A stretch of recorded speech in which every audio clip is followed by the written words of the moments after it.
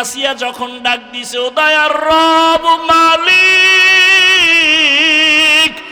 এত বড় ক্ষমতাধর ফেরাউনের ঘরে থাকিয়াও ক্ষমতার লোভ করলাম না, আরামের বিছানায় ঘুমাইতে দিল না, খাইতেও দিল না। আজ আমার জীবনের শেষ বিদায়, বিদায় বেলা তোমার কাছে একটা দাবি, দুনিয়াতে থাকার জায়গা পাই নাই, আরামে ঘুমের জায়গা পাই নাই, ও দয়ার আল্লাহ তোমার পার্শ্বে জান্নাতে একটা ঘর বানাইয়া দিও, তোমার পার্শ্বেই যেন আমি জান্নাতে একটু থাইকা আরাম করতে পারি। আসিয়া এই দোয়াটা কইরা ফাঁসির মঞ্চে যায়, কান্না বন্ধ করে এবার হাসতেছে। ফেরাউন কয়, বিপদের সময় কান্না বন্ধ, হাসো কেন? আসিয়া ডাক দিয়া কয়, ফেরাউন আমি যা দেখি তুমি তা দেখো না, আল্লাহ আমার অন্তর চক্ষু খুলে দিয়েছেন, আমি তাকাইয়া দেখি ওই জান্নাতে আমার ঘর, ওই ঘর আমি এখন নিজে চেহারাটা দেখতেছি। আসমানের মধ্যে লক্ষ লক্ষ ফেরেশতারা আমাকে নেওয়ার জন্য অপেক্ষা করে, আমাকে জান্নাতে নিয়ে যাবে, এই খুশিতে আমি হাসতেছি, তুমি বুঝবা না।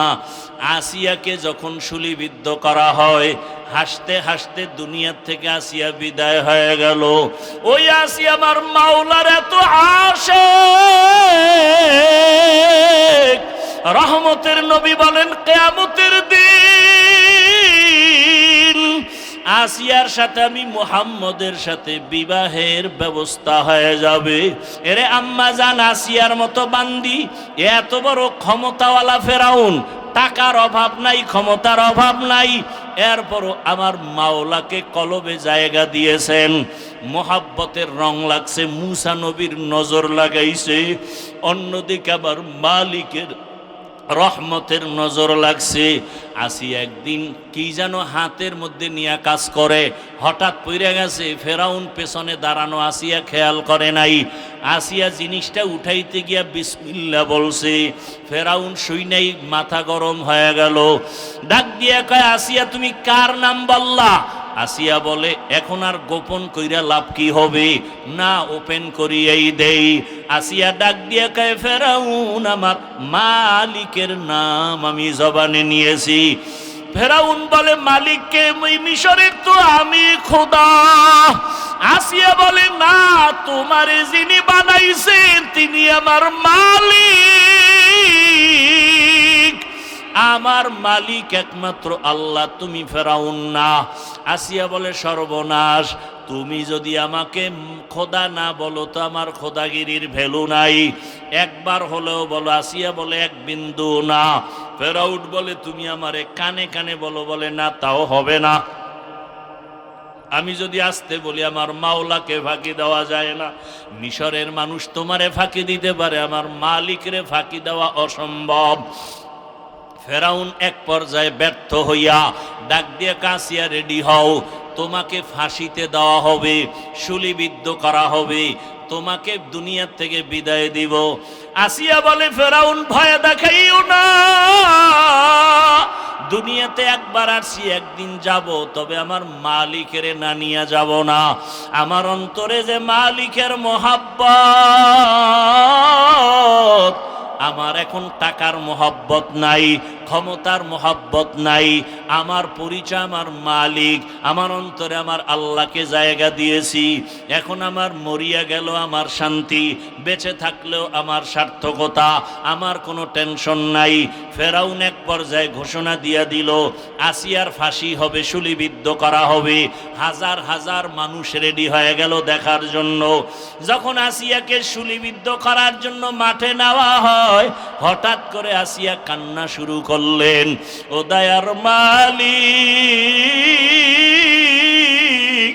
আমি ফেরাউনের কোনো ক্ষতি করি নাই, শুধু আমি তোমাকে আল্লাহ বলে স্বীকার করেছি, তোমারে সেজদা দিয়েছি, আর কিছুই না। আজ আমার ফাঁসি দেওয়া হয়, তুমি আমাকে ধৈর্য ধারণ করার তৌফিক দাও। আসিয়া হঠাৎ তাকায় দেখে রাস্তা দিয়া মূসা নবী হাঁটিয়া যায়।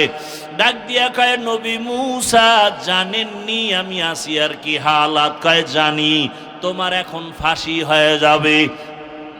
মূসা নবীকে আসিয়া বলে, নবী আপনি একটু জানতে চাই, দোয়া করবেন, আর এই মুহূর্তে আমার আল্লাহ আমার উপরে রাজি না খুশি?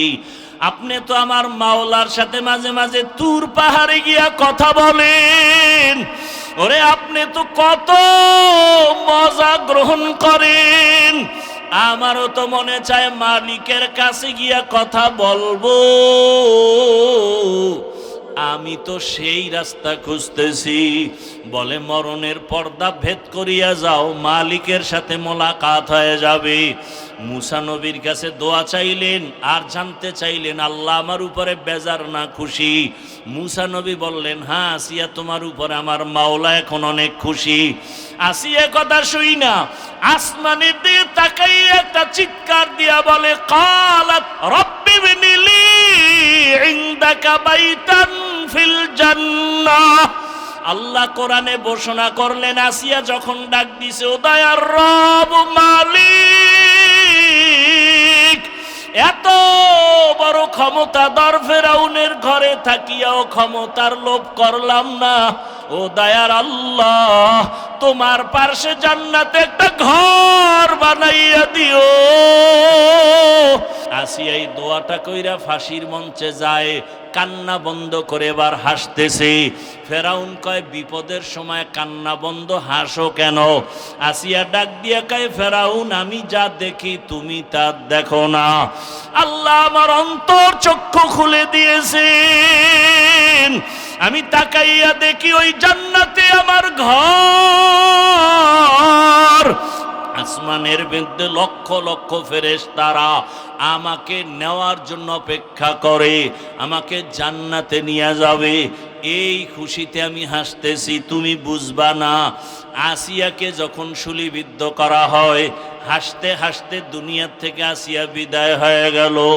ও পর্দার আড়ালের আম্মা জানেরা, বোনেরা, আসিয়ার মতো বান্দি, ফেরাউনের মতো বেঈমানের ঘরে থাইকা যদি আমার আল্লাহকে আপন বানায় নেয়, আপনি কেন পারবেন না? দুনিয়া দুনিয়া কইরা কই সাদা কাফন ছাড়া তো কবরে কিছুই নেওয়া যাবে না। এখনো সময় আছে, তওবা করেন, আল্লাহকে ডাকেন আর বলেন, হে মালিক, জীবনে তো কম বেপরদায় চলি নাই, আর বেপরদায় চলবো না, নামাজ ছাড়বো না, মোবাইলে সময় নষ্ট করব না, স্বামীর মাল খেয়ানত করব না, স্বামীর মাল হেফাজত করব, নামাজ পড়ব, সন্তানগুলোকে আদর্শওয়ালা বানানোর মেহনত করব। এখন যদি তওবা করে নেন, দরজা খুলিয়া যাবে। ও আমার কলিজার যুবক বাবারা, কয়েকদিন আর দুনিয়ায় যৌবনের বাহাদুরি করবা, মনে চাইছে দাড়ি কাটছো, মনে চাইছে নামাজ ছাড়ছো, কম শখ মিটাইয়া তো গুনাহ কম করো নাই। এখনো যদি তোমার তওবার নিয়ত থাকে, মনে মনে আমার আল্লাহকে ডাক দাও, আর ডাকিয়া বলো, হে দয়ার মালিক, জীবনে তো কম গুনাহ করি নাই, দাড়ি কাটলাম, কত নামাজ ছাড়লাম, কত বেপরদায় আড্ডা দিলাম, মোবাইলে কত গুনাহ করলাম, আজকে থেকে তওবা করে নিলাম, আর নামাজ ছাড়বো না, দাড়ি কাটবো না, বেপরদায় চলবো না, মা বাবাকে কষ্ট দিব না, ওলামায়ে কেরামের দোয়া পরামর্শ নিয়ে, শিক্ষকের দোয়া নিয়ে জীবনটা সুন্দরভাবে চালাবো। ও পর্দার আড়ালের আম্মা জানেরা, আপনার স্বামী তো ফেরাউনের মতো খারাপ না। আপনি কি পারতেন না স্বামীটারে বুঝাইয়া নামাজের মুসাল্লায় উঠাবেন? আপনি বুঝাইলেই তো হয়ে যাইতো। আপনি যদি স্বামীকে বলতেন, স্বামী আমার, স্বামী আমার, আমার জীবনের একটা দাবি, বাবা মায়ের মায়া চাইরা তোমার ঘরে আসছি, খাইয়া থাকলেও আসি, না খাইয়া থাকলেও আসি, তবে একটা দাবি, কখনো তুমি নামাজ ছাড়িও না, হারাম টাকা কামাই করে ঘরে আনবা না। যদি আম্মা জান আপনি বুঝাইতেন, কোন স্বামী হারাম টাকার মাল ঘরে আনতো না। আজকে আপনার স্বামী হারাম টাকা আনিয়া ছেলে মেয়েকে খাওয়াইয়া রক্ত নাপাক করে, আপনার রক্তটাকেও নাপাক করতেছি। এই কি আপনার জীবন? ওই মা বাবার দোয়া ছাড়া তোমার জীবনের দরজা খুলবে না রে বাবা। আজকে যার মা নাই তার কাছে গিয়া দেখো মা কত ধন, যার বাবা নাই তার কলিজাটা ফেটে যায়। ঈদের দিন সবাই ঈদের নামাজ পড়িয়া বাড়ি আনন্দ করে দৌড়ায়, আর এক যুবক কবরের কিনারায় দাঁড়ায় কান্না করে। ও যুবক, ঈদের দিন কাঁদো কেন? যুবক বলে, গত ঈদগাহে আমার আব্বাকে পাশে নিয়ে নামাজ আদায় করেছিলাম, আমার মা আমার জন্য দোয়া করেছিলেন। আজকে যখন নামাজের জন্য ঈদগাহে রওনা হয়ে গেলাম, হঠাৎ করে মনে পড়ে গেল আজ আমার মাথায় হাত দিয়া কে দোয়া করবে? মায়ের বিছানাটাও খালি, আমার পার্শ্বে বাবাও নাই, আমি বড় এতিম। ও যুবক, যার বাবা নাই তার দোয়ার একটা দরওয়াজা বন্ধ, যার মা নাই তার দোয়ার দরওয়াজা দুটোটাই বন্ধ। আজকে ওই মা বাবাকে হারাইয়া কেমনে আরামে ঘুমাও আর খাও? ওরে মা বাবা কত কষ্ট করে জীবনে তোমাকে আমাকে বড় বানাইছেন। অনেক মা বাবার জীবন বড় কঠিন ছিল। বাবায় কাজ করলে ঘরের চুলায় আগুন জ্বলতো না, হয় জ্বলতো না। কত সময় বাবার মনে চাইতো ইলিশ মাছ দিয়া খানা খাবে, টাকার অভাবে মাছ কিনতে পারে নাই। মায়ের মনে চাইতো ফল খাবে, টাকার অভাবে ফল খেতে পারে নাই। আজকে তুমি তার সন্তান, তোমার ঘরে কত মাছ আর কত ফল, কি লাভ হবে? ওই মা বাবায় তো সাদা কাফনের প্যাকেট হইয়া কবরে, চাইলেও আর ফল খাওয়াইতে পারবা না, মাছ খাওয়াইতে পারবা না। ওই মা বাবারে মাছ আর ফল যদিও দিতে পারবা না, তবে 2 ফোঁটা চোখের পানি পাঠাইয়া দাও। ওই মা বাবার চোখের পানি ছাড়া তুমি আমি মানুষ হইতে পারি নাই। ওই মা বাবার চোখের পানি আর দোয়া ছাড়াই চেয়ারে বসতে পারি নাই, মাওলানা হইতে পারি নাই। মানুষ আমাকে মাওলানা বলে, মা বাবার চোখের পানি ছাড়া হয় না। মানুষ আমাকে সম্মানের জায়গায় বসায়, মা বাবার দোয়া ছাড়া সম্ভব না। ও আল্লাহর বান্দারা, ওই মা বাবাকে কেমনে ভুলিয়া গেছো?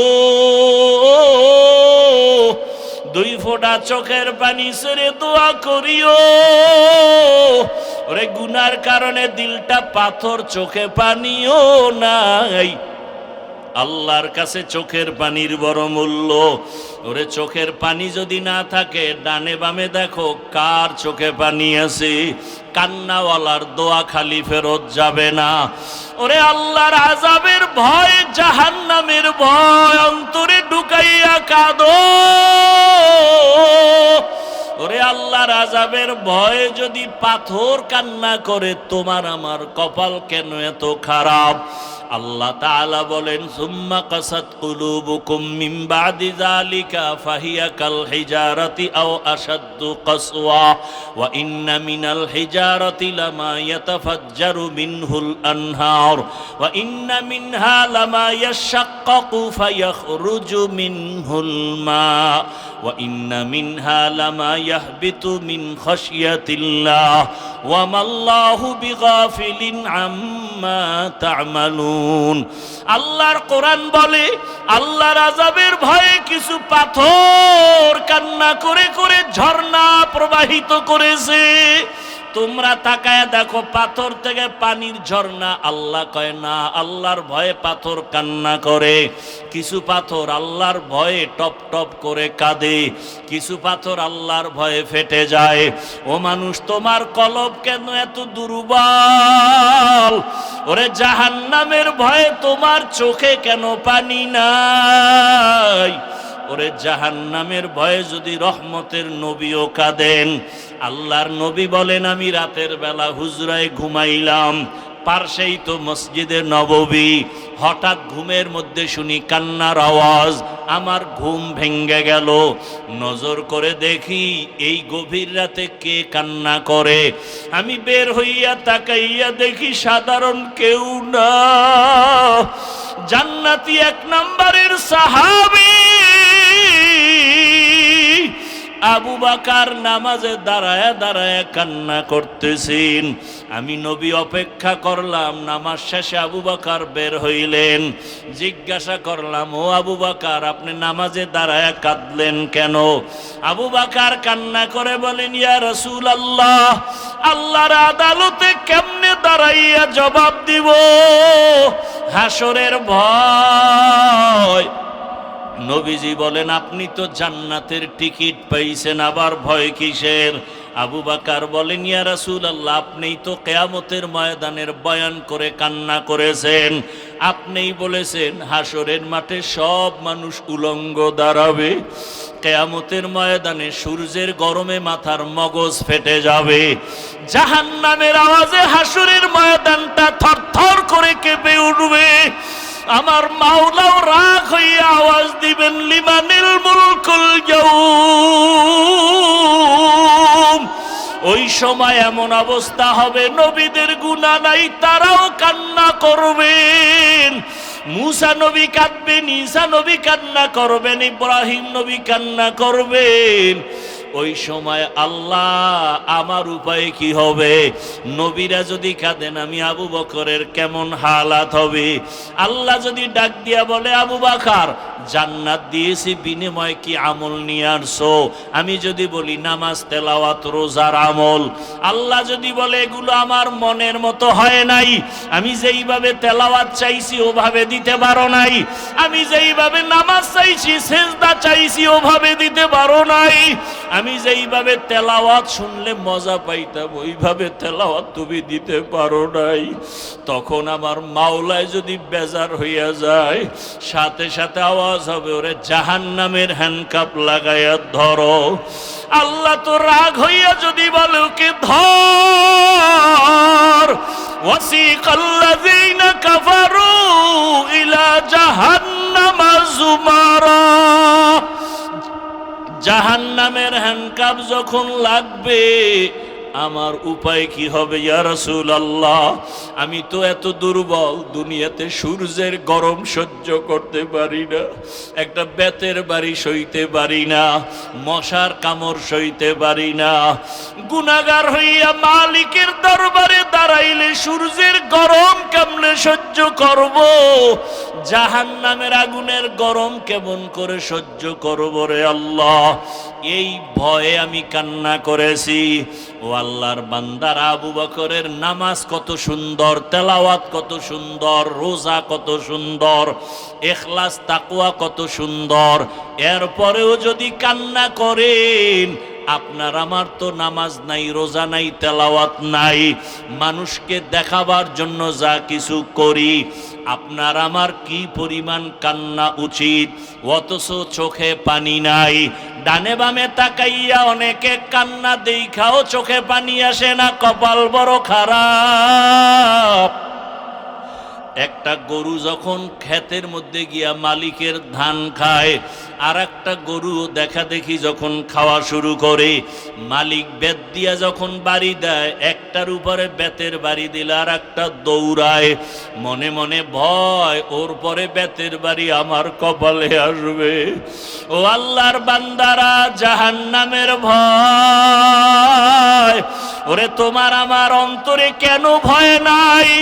ওরে আলেম ওলামারা যদি তোমার আমার পার্শ্বে চোখের পানি ছেড়ে কাঁদেন, সাহাবায়ে কেরামের কান্না যদি হয়, তাহলে তুমি আমি কেন জাহান্নামের ভয়ে কান্না করতে পারি না?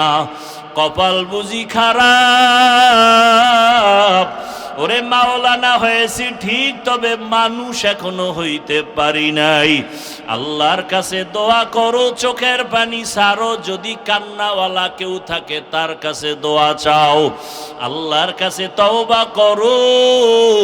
ও যুবক বাবারা, পায়ে হাত রেখে বলি, তওবা করো, আর দাড়ি কাটিয়া নবীরে কাদাইও না, নামাজ সারিয়া আর আল্লাহকে বেজার করিও না। আল্লাহ আমাদের সবাইকে তওবাওয়ালা জিন্দেগি দান করেন। আল্লাহ আমাদেরকে কান্নাওয়ালা চক্ষু দান করেন। আল্লাহ আমাদেরকে জিকিরওয়ালা জিহ্বা দান করেন। আখিরাতের ফিকিরওয়ালা কলব দান করেন। আল্লাহ আমাদের এই ময়দানকে কবুল করে নেন। আয় আল্লাহ আমাদের সবাইকে জীবনের গুনাহমুক্ত করে দেন। আল্লাহ আমাদের সবাইকে আপনার গোলাম হিসাবে কবুল করেন, আমিন। রহমতের নবী মরা খেজুর গাছের সাথে ট্যাক লাগাইয়া খুতবা পড়েন। হঠাৎ করে চেঞ্জ হয়ে গেল, না নতুন একটা মিম্বর বানাবো, এটা বাদ। বুখারীর ইবারাত। খেজুর গাছ মানুষে যেমন কান্না করে এমন কান্নার আওয়াজ। নবীজি এসে জিজ্ঞাসা করলেন, এই খেজুর গাছ কাঁদো কেন, কি চাও? আমি নবী দোয়া করি তুই তাজা হয়ে যা, খেজুর আসবে, উম্মতেরা খাবে। না না, তো কাঁদো কেন? আপনার বিরহের বেদনা। কি চাও? খেজুর গাছ বলে, নবীজি আমাকে এখন জানাজা পড়াবেন এবং এখানে দাফন করবেন, কিয়ামতের দিন আমি আপনার সাথে জান্নাতে থাকবো। উস্তুনে হান্নানা আজ হাজরে রসুল নালামি জাদ হামচুয়ার বাবুল। মরা গাছে কথা বলতে পারে না, এটাই সত্য, তবে আল্লাহর কুদরতে পারে। পারে না? পারে না? যেই রসুলের চেহারা দেখলে জাহান্নামের আগুন হারাম, কেমন নবী আমার! যেই রহমতের নবীর চেহারা এত দামি, মোহাব্বতের একটা নজর দিয়া যদি কেউ তাকায় 7 দিনের ক্ষুধা থাকে না। কেমন রহমতের নবী আমার! যেই রহমতের নবীর শরীর মোবারকে মশা মাছি পড়া হারাম, কেমন রসুল আমার! যেই রহমতের নবী রাস্তা দিয়া চলতেছেন, দুপার্শ্বের গাছ নত হয়ে নবীরে সালাম দেয়। কেমন মায়ার নবী! যেই রহমতের নবী রাস্তা দিয়া হাঁটে, মেঘের খণ্ড ছায়া দেয়, সূর্যের গরমে যেন নবীর কষ্ট না হয়। আম্মা জান আয়েশা রাদিয়াল্লাহু আনহা বলেন, নবীর শরীর মোবারকের ঘাম আমি বোতলে ভরে রাখতাম আর আতর হিসাবে ব্যবহার করতাম। কেমন মায়ার নবী আমার! নবী যেখানে কদম রাখেন ওই জায়গা থেকে দীর্ঘ বছর মেশকের ঘ্রাণ। রহমতের নবী, কেমন আদর্শের নবী! জীবনে একটা মিথ্যা কথা বলেন নাই, জীবনে একটা গালিও কাউকে দেন নাই। নবীর সামনে দাঁড়ায় কত কাফের বেঈমানেরা নবীরে গালি দেয়, নবী একটা গালির জবাবও জীবনে দেন নাই। ওমরের মেজাজ গরম, নবীরে গালি দাও রে, এক্ষণ মেরে ফেলবো। নবী বলে ধৈর্য। আবু বকর রাগ হইয়া গেছে, নবীরে গালি দেয়, সহ্য করা যায় না। রহমতের নবী ইশারা করলেন, আবু বকর ধৈর্য ধারণ করেন। সব গালির জবাব দেওয়া লাগে না, নিজে চুপ থাকলে আসমান থেকে জবাব আসবে, আর আসমানের বিচার বড় ভয়ঙ্কর হবে। চুপ থাকো, ধৈর্য ধারণ করো, আল্লাহর উপরে ভরসা করো। বিচারটা যদি আসমান থেকে হয়, ওর গোষ্ঠী শুদ্ধ ধ্বংস হয়ে যাবে। আসমানের বিচার যদি চাও, তাহলে নিজের হাতে ক্ষমতা নিও না, বিচার নিও না, ছেড়ে দাও। অনেকে ধৈর্য ধারণ করতে পারি না। আমার বলছে, ওরে সাইজ করে ফেলামু না। তুমি কাউকে ধাক্কা দিলে তোমারও একটু ধরতে হবে। ধৈর্য ধারণ করে আসমানে ছাইরা দাও, দেখবা বিচারটা কেমন হয়। ফট করে দেখবা যে ভইরে গিয়ে ওর পাও শেষ। কি রে, তোর গোষ্ঠী শুদ্ধ যা কামাই করছো, বাড়ি বেশ। পাও ঠিক না হইতে দেখবা ওর বউর কিডনি শেষ। আল্লাহ পারে না? পারে না? নিজের হাতে বিচার না নিয়ে মালিকের হাতে ছেড়ে দাও। মাওলার বিচার যে কত কঠিন দেখেন না, দেখেন না। রহমতের নবী কোনদিন একটা গালির জবাবও দেন নাই। কেমন মায়ার নবী আমার, নবী যদি একটু চোখ দুইটা গরম করে তাকায় সাথে সাথে আগুনে পুড়ে শেষ হয়ে যাবে। কিন্তু নবী 63 বছর হায়াতে কোনোদিন চোখ গরম করে কারো দিকে তাকান নাই। ওই নবীর উম্মত আমরা। এই নবীরে দেখলে কলিজা ঠান্ডা হয়। এই নবীকে এক নজর দেখার জন্য গর্তের সাপ অপেক্ষায় আছে, গর্তের পিপিলিকা অপেক্ষা করে রহমতের নবীকে একবার দেখবে। নবীর একা আসে খেজুরের বাগানে পানি দেয়, হঠাৎ করে কানে আওয়াজ দিছে নবী নাই নাই। ওহুদের ময়দানে রহমতের নবী শহীদ। খেজুরের বাগানওয়ালা আশেক বালতি ফালাইয়া আসমানে তাকায় একটা চিৎকার দিছে, আল্লাহ দুইটা চক্ষু রিজার্ভ রাখছি শুধু নবী দেখবো, নবী যদি না থাকে আমার অন্ধ বানায় দাও, এই চোখ দিয়ে আর কাউকে দেখবো না নবী ছাড়া, নবী ছাড়া আর কাউকে দেখবো না, তুমি আমার অন্ধ বানায় দাও। এই চক্ষু দিয়ে নবীরে যদি দেখতে না পাই, ওই চোখ আমার প্রয়োজন নাই রে মালিক। ওই নবীরে দেখলে কলিজা ঠান্ডা, কিন্তু কপাল যদি ফুইরা যায় উপায় কি? এক নজর দুই নজর না, একবার দুইবার না, এক মাস দুই মাস না, টানা 13 বছর নবীজিরে দেখলো, বয়ান শুনলো, কালেমা পড়লো না। এমন কোন বেঈমানের নাম জানেননি? কে? এর নাম কপাল। 13 বছর বয়ান শুই নাও, কালেমা কপালে আসে না, এর নাম কপাল। অন্যদিকে তাকাইয়া দেখো 27 বছরের যুবক, কয় বছর? তরবারি নিয়ে দৌড়ায় নবীজিরে জবাই করবে। নবীজির সামনে যাইয়া চেহারাটা দেখা তরবারি ফালায় বলে, নবী মাফ করে দেন, কালেমার রশি গলায় লাগায় দেন। এর নাম কপাল। 13 বছর বয়ান শুনে কালেমা পড়ে না, আর রসুলকে জবাই করতে যাইয়া কালেমা পড়ে মুসলমান। এই কপালওয়ালাকে বলো কে? সেই ওমর, জানিয়ে রাখো। এটা কোন থানা? মোরেলগঞ্জের মানুষ, ভালো করে মনে রাখবা। 13 বছর নবীরে দেখলো, বয়ান শুনলো, কালেমা তো পড়েই না। হাতের মুষ্টির মধ্যে পাথর নিয়ে কয়, এই ভাতিজা বলো আমার হাতে কি? কেন? বলতে পারলে পুরস্কার। কি পুরস্কার? বলে কালেমা পড়মু। নবী বলে, তোমার হাতে কি আছে? আমি বলতে পারি না। কেন পারো না? বলে, আমি গাইবের মালিক না। তবে নবী বললেন, হাতের মুষ্টিতে কি আছে একটু আওয়াজ দাও। সাথে সাথে পাথরগুলো কালেমায় শাহাদাতের আওয়াজ দিল। আবু জাহিল্লা পাথরগুলো মাটির মধ্যে ফেলে কয়, তুমি জাদুকর। এর নাম কপাল। এর নাম কি? আর ওমরের মতো বান্দা দৌড়ায় আবার নবীকে জবাই করবে। সেই ওমর নবীর চেহারা দেখে এমন আকৃষ্ট হয়ে গেল, 5 মিনিটের মধ্যে কালেমা পড়ছে। নবীকে হাতটা আমার হাতে লাগাও।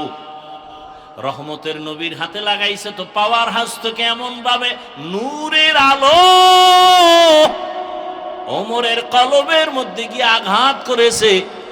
ওমর এমন পাওয়ারওয়ালা হয়ে গেছে, তরবারি নিয়ে দাঁড়ায় বলে, এই মক্কার মুশরিকেরা আয়, মুহাম্মদের বিরুদ্ধে যদি কথা বলতে চাও আমার তরবারি যথেষ্ট, মুহাম্মদের প্রয়োজন হবে না। এমন পাওয়ার আল্লাহ দান করেছেন। এখন ওমর যেই পথে চলে, শয়তান দেখলে পলায়া যায়, ওমর দেখলে আর আসে না। কেমন পাওয়ার! যুবক মদের বোতল নিয়ে হাঁটতেছে, হঠাৎ করে তাকায় দেখে ওমর আসতেছে। ওমর মদের বোতল ফালাইতেও পারে না, নজর হইরে গেছে ওমরের। আর ওমরের তো মেজাজ গরম, কথার আগে তরবারি রেডি, মাইরেই ফেলাইবে আজকে মদ পাইলে। যুবক গোপনে আসমানে টাকা একটা ডাক দিছে, আল্লাহ মইরা গেল আর মদ পান করবো না, ওমরের থেকে বাঁচাও। ওমর সামনে একাই, যুবক বোতল দে। ও দেয় না, ভয়ে কাঁপতেছে, কয় কাঁপিস না, দে। যুবক তো অন্তর দিয়া মাওলারে ডাইকা তওবার নিয়ত করে ফেলছে।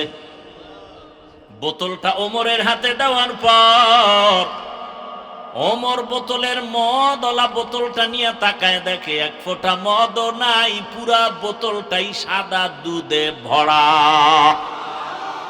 হরকে দারত খৌফে হকদার দিল মাদাম জন্নতুল মাওয়া দেহত রাম কাম জুজবা হকচি জে মখাজ ইনসো জা ফজলে উ আমস্তে দরজুম লা জাহা। এজন্যই আল্লাহ তাআলা বলেন, ইয়া আইয়ুহাল্লাযীনা আমানুত্তাকুল্লাহা হাক্কা তুকাতিহ, আমাকে ভয় করো, ভয় করার মতো হক আদায় করে।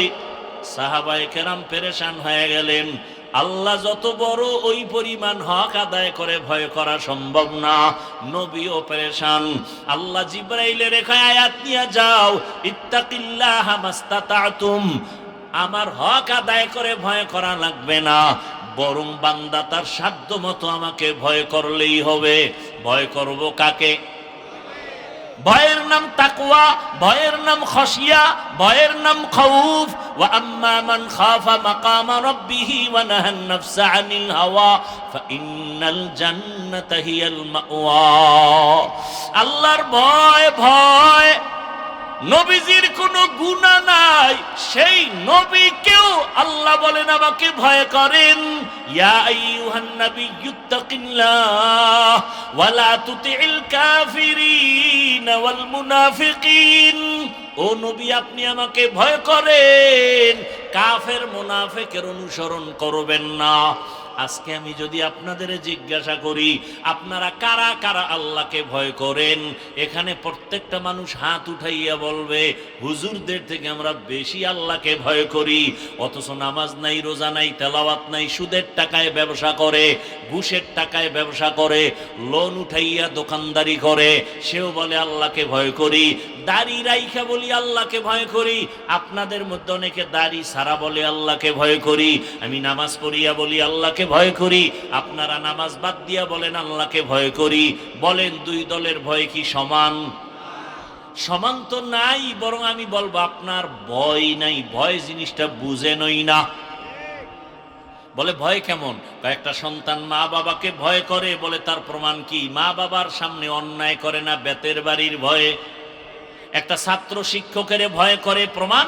ওই শিক্ষকের সামনে ছাত্র অন্যায় করে না, শাস্তির ভয়ে। ঠিক যদি দুনিয়াতে কোনো মানুষ আমার আল্লাহকে ভয় করে, ওই বান্দা গলায় ছুরি লাগাবে, দাড়ির মধ্যে কোনোদিন ছুরি লাগাবে না,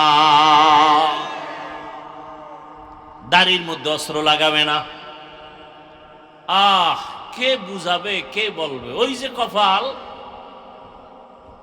কপাল যদি খুলে যায়, নবীর বয়ানও কপাল খুলে না। আর কপাল যদি খুলে যায়, নবীরে জবাই করতে সব কালেমা পড়ে। ঠিক নি?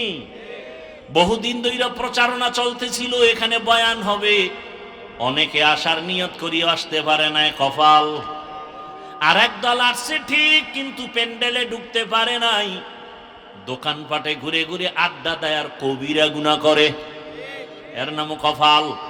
আর একদল প্যান্ডেলে ঢুকছে, কিন্তু তার কপালও বেশি সুবিধা না, গজবের মোবাইল সামনে নিয়ে কলবের দরজা বন্ধ করে রাখছে, কপাল। আর একদল মোনাজাতের আগে দৌড় মারবে বাড়িতে, ওরও কপাল। কারণ শয়তান চায় বয়ান শুন 6 ঘন্টা, তবে মোনাজাতটা দিবি না। কারণ মোনাজাত দিলে একজনের কান্না কবুল হয়ে গেলে সবার গুনাহ মাফ, এই সুযোগ আমি দিতে চাই না। এই জন্য অনেকে দেখবেন বয়ান শুনে 2-3 ঘন্টা 5 মিনিটের সময় দিয়ে মোনাজাত দিতে চায় না, এর নামও কি? কপাল। হ্যাঁ, হেদায়েত বড় কঠিন জিনিস। মাইয়াহদিল্লাহু ফাহুয়াল মুহতাদ ومن يضلل فلن تجد له وليا مرشدا। আল্লাহ যাকে কবুল করবেন সে হেদায়াত পেয়ে যাবে, আর যার কপাল খারাপ সে হেদায়াত পাবে দূরের কথা, কোনো মুর্শিদ পাবে না, পথ প্রদর্শকও পাবে না। হেদায়াত বড় কঠিন জিনিস। আমি বক্তা হইছি, হেদায়াত পাইছি না। হেদায়াত বড় কঠিন জিনিস। আমি মাওলানা হইছি, হেদায়াত পাইছি না, বরং আপনার থেকে আমার ভয় আরো বেশি। আপনারে শয়তান ধোকা দেয় একটায়, আমারে দেয় হাজারটায়। আপনি পইরা গেলে টেনশন নাই, আমি যদি রাস্তা থেকে লাইনচ্যুত হয়ে যাই টেনশন। ইমামে আজম আবু হানিফা রাহমাতুল্লাহ আলাইহি রাস্তা দিয়ে হাঁটতেছেন, বৃষ্টি পড়তেছে, হঠাৎ কইরা পিছলাইয়া পইরা গেছেন। না না, ইমামে আজম আবু হানিফা হাঁটতেছেন, দেখে একটা বাচ্চা রাস্তার পাশে হাঁটে, বাচ্চাটা পইরা গেছে। ইমামে আজম হাত দিয়ে ধরলেন, ধইরা উঠাচ্ছেন। বাচ্চাকে, এই আবু হানিফা, আমারে বাঁচাবার চিন্তা বাদ দিয়া নিজেরে হেফাজত করেন, আমি পইরা গেলে টেনশন নাই, কিন্তু আবু হানিফা যদি পইরা যায় জাতি লাইনচ্যুত হয়ে যাবে। উম্মতেরা পড়ে গেলে ভয় কি, কিন্তু একজন আলেম যদি লাইনচ্যুত হয়ে যায় উম্মত কোথায় যাবে? এই উম্মত আর নবী পাবে না, সাহাবা পাবে না। এই উম্মত উলামায়ে কেরামদের দিয়েই দিনের পথে চলবে। সেই আলেম যদি আজকে ঠিক মতো পর্দা না করে, মাওলানা দাবি করে, মুফতি দাবি করে, যদি সুন্নতের আমল না করে, ওই আলেমের অবস্থা যদি এত খারাপ হয়, উম্মতের অবস্থা কত খারাপ হবে। বড় কঠিন হালাতে আমরা জীবন চালাইতেছি, বড় দুঃখ। ওলামায়ে কেরামদের কে বলবে, কে বলবে? ও টুপিওয়ালা ওলামায়ে কেরাম লাফাইতেছো, কোন দিকে লাফাইতেছো, কোন দিকে দৌড়াইতেছো? হিসাব কইরা দৌড় দিও। শাইখুল হাদিস আল্লামা আজিজুল হক রাহমাতুল্লাহ আলাইহি তো কম দৌড়ায় নাই, মুফতি ফজলুল হক আমিনী রাহমাতুল্লাহ আলাইহি তো কম দৌড়ায় নাই। শুনো, চরমুনার সৈয়দ ফজলুল করিম রাহমাতুল্লাহ আলাইহি তো কম দৌড়ায় নাই। হিসাব কইরা দৌড়াইও। শাইখুল হাদিস সাহেব দৌড়াইতে দৌড়াইতে কবরে গেলেন, কি পাইল হিসাব মিলাও। মুফতি ফজলুল হক আমিনী রাহমাতুল্লাহ আলাইহি দৌড়াইয়া দৌড়াইয়া জীবন শেষ, কবরে গেলেন, ফলাফল কি পাইল হিসাব মিলাও। দৌড় দেওয়ার আগে চিন্তা করবা, আমার বাবায় দৌড়াইয়া কি পাইছে, আমি কি পামু। সাবধান, খুব সতর্ক। হ্যাঁ, উলামায়ে কেরাম তুমি দৌড়াবা কেন? তোমার পিছনে গোটা উম্মত দৌড়াবে, গোটা উম্মত তোমার দিকে দৌড়াবে। কোথায় পাবো আল্লাহওয়ালা, কোথায় পাবো শাইখুল হাদিস, কোথায় পাবো আল্লাহর প্রিয় বান্দা? ওখানেই আমরা যাব। উম্মতেরা উলামায়ে কেরামের পেছনে দৌড়াবে। উলামায়ে কেরাম কোন বেনামাজি সুদখোরের পেছনে দৌড়াতে পারে না, ঘুষখোরের পেছনে দৌড়াতে পারে না। হ্যাঁ, আল্লাহ হেদায়েতের দৌলত আমাদের দান করেন। উলামায়ে আহলে হক যারা আছেন, আমাদের মুরব্বী, সবাইকে আল্লাহ এক ও নেক বানায় দেন। ও এলাকার মুসলমানেরা ভালো করে বুঝো, আমি যে আল্লাহ মানি, আপনাদের আল্লাহ আমার আল্লাহ দুইজন নাকি এক? জবান খুলে বলেন, আপনাদের আল্লাহ আমার আল্লাহ, আপনাদের নবী আমার নবী, আপনাদের কোরআন আমার কোরআন, আপনাদের কাবা আমার কাবা, আপনাদের ধর্ম আমার ধর্ম, আপনাদের কালেমা আমার কালেমা। দুনিয়াতে আসছি সিস্টেম সবার, নাকি আপনারা সুন্দরবন থেকে লুঙ্গি হয়ে আসছেন? বিদায় বেলা কাফনের সংখ্যা সবার, নাকি আমার একটা কাফন বেশি হবে, কোটিপতির একটা কাফন বেশি হবে? আমারও 3 কাফন, আপনাদেরও 3টা কাফন, কালার হবে আলাদা। হুজুরদের কালার একরকম, আপনাদের কাফনের কালার আর এক রকম না এক? কি কালার হবে? ওহ, কাফনের কালারও এক, কবরের সাইজও, আপনাদের এলাকার কবর 1 হাত বড়, সব এক। কবরে রাখার পরে প্রশ্ন হবে কয়টা? তাও কি? রবের পরিচয় দাও, ধর্মের পরিচয় দাও, রহমাতুল লিল আলামিনের পরিচয় দাও। ওরে কাফনের উপরে লেখা থাকবে বড় হুজুরের লাশ।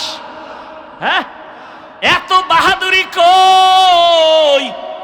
আজকে আমি বক্তা যতই ভাব দেখাই না কেন, আপনি ক্ষমতার বাহাদুরি দেখান না কেন, কাফনের মধ্যে যেদিন ঢুকবেন ওদিন সব বাহাদুরি বন্ধ হয়ে যাবে। কে ধনী, কে গরিব, কে আলেম, কে মূর্খ, কে ইমাম, কে মুক্তাদি, কে ডাক্তার, কে রুগী, কাফনে ঢুকলে সব এক হয়ে যাবে। কোন লাশ দেখে বোঝা যাবে না এটা হুজুরের লাশ, এটা ডাক্তারের লাশ, এটা রুগীর লাশ। কাফনে ঢোকার পর সব এক হয়ে যাবে।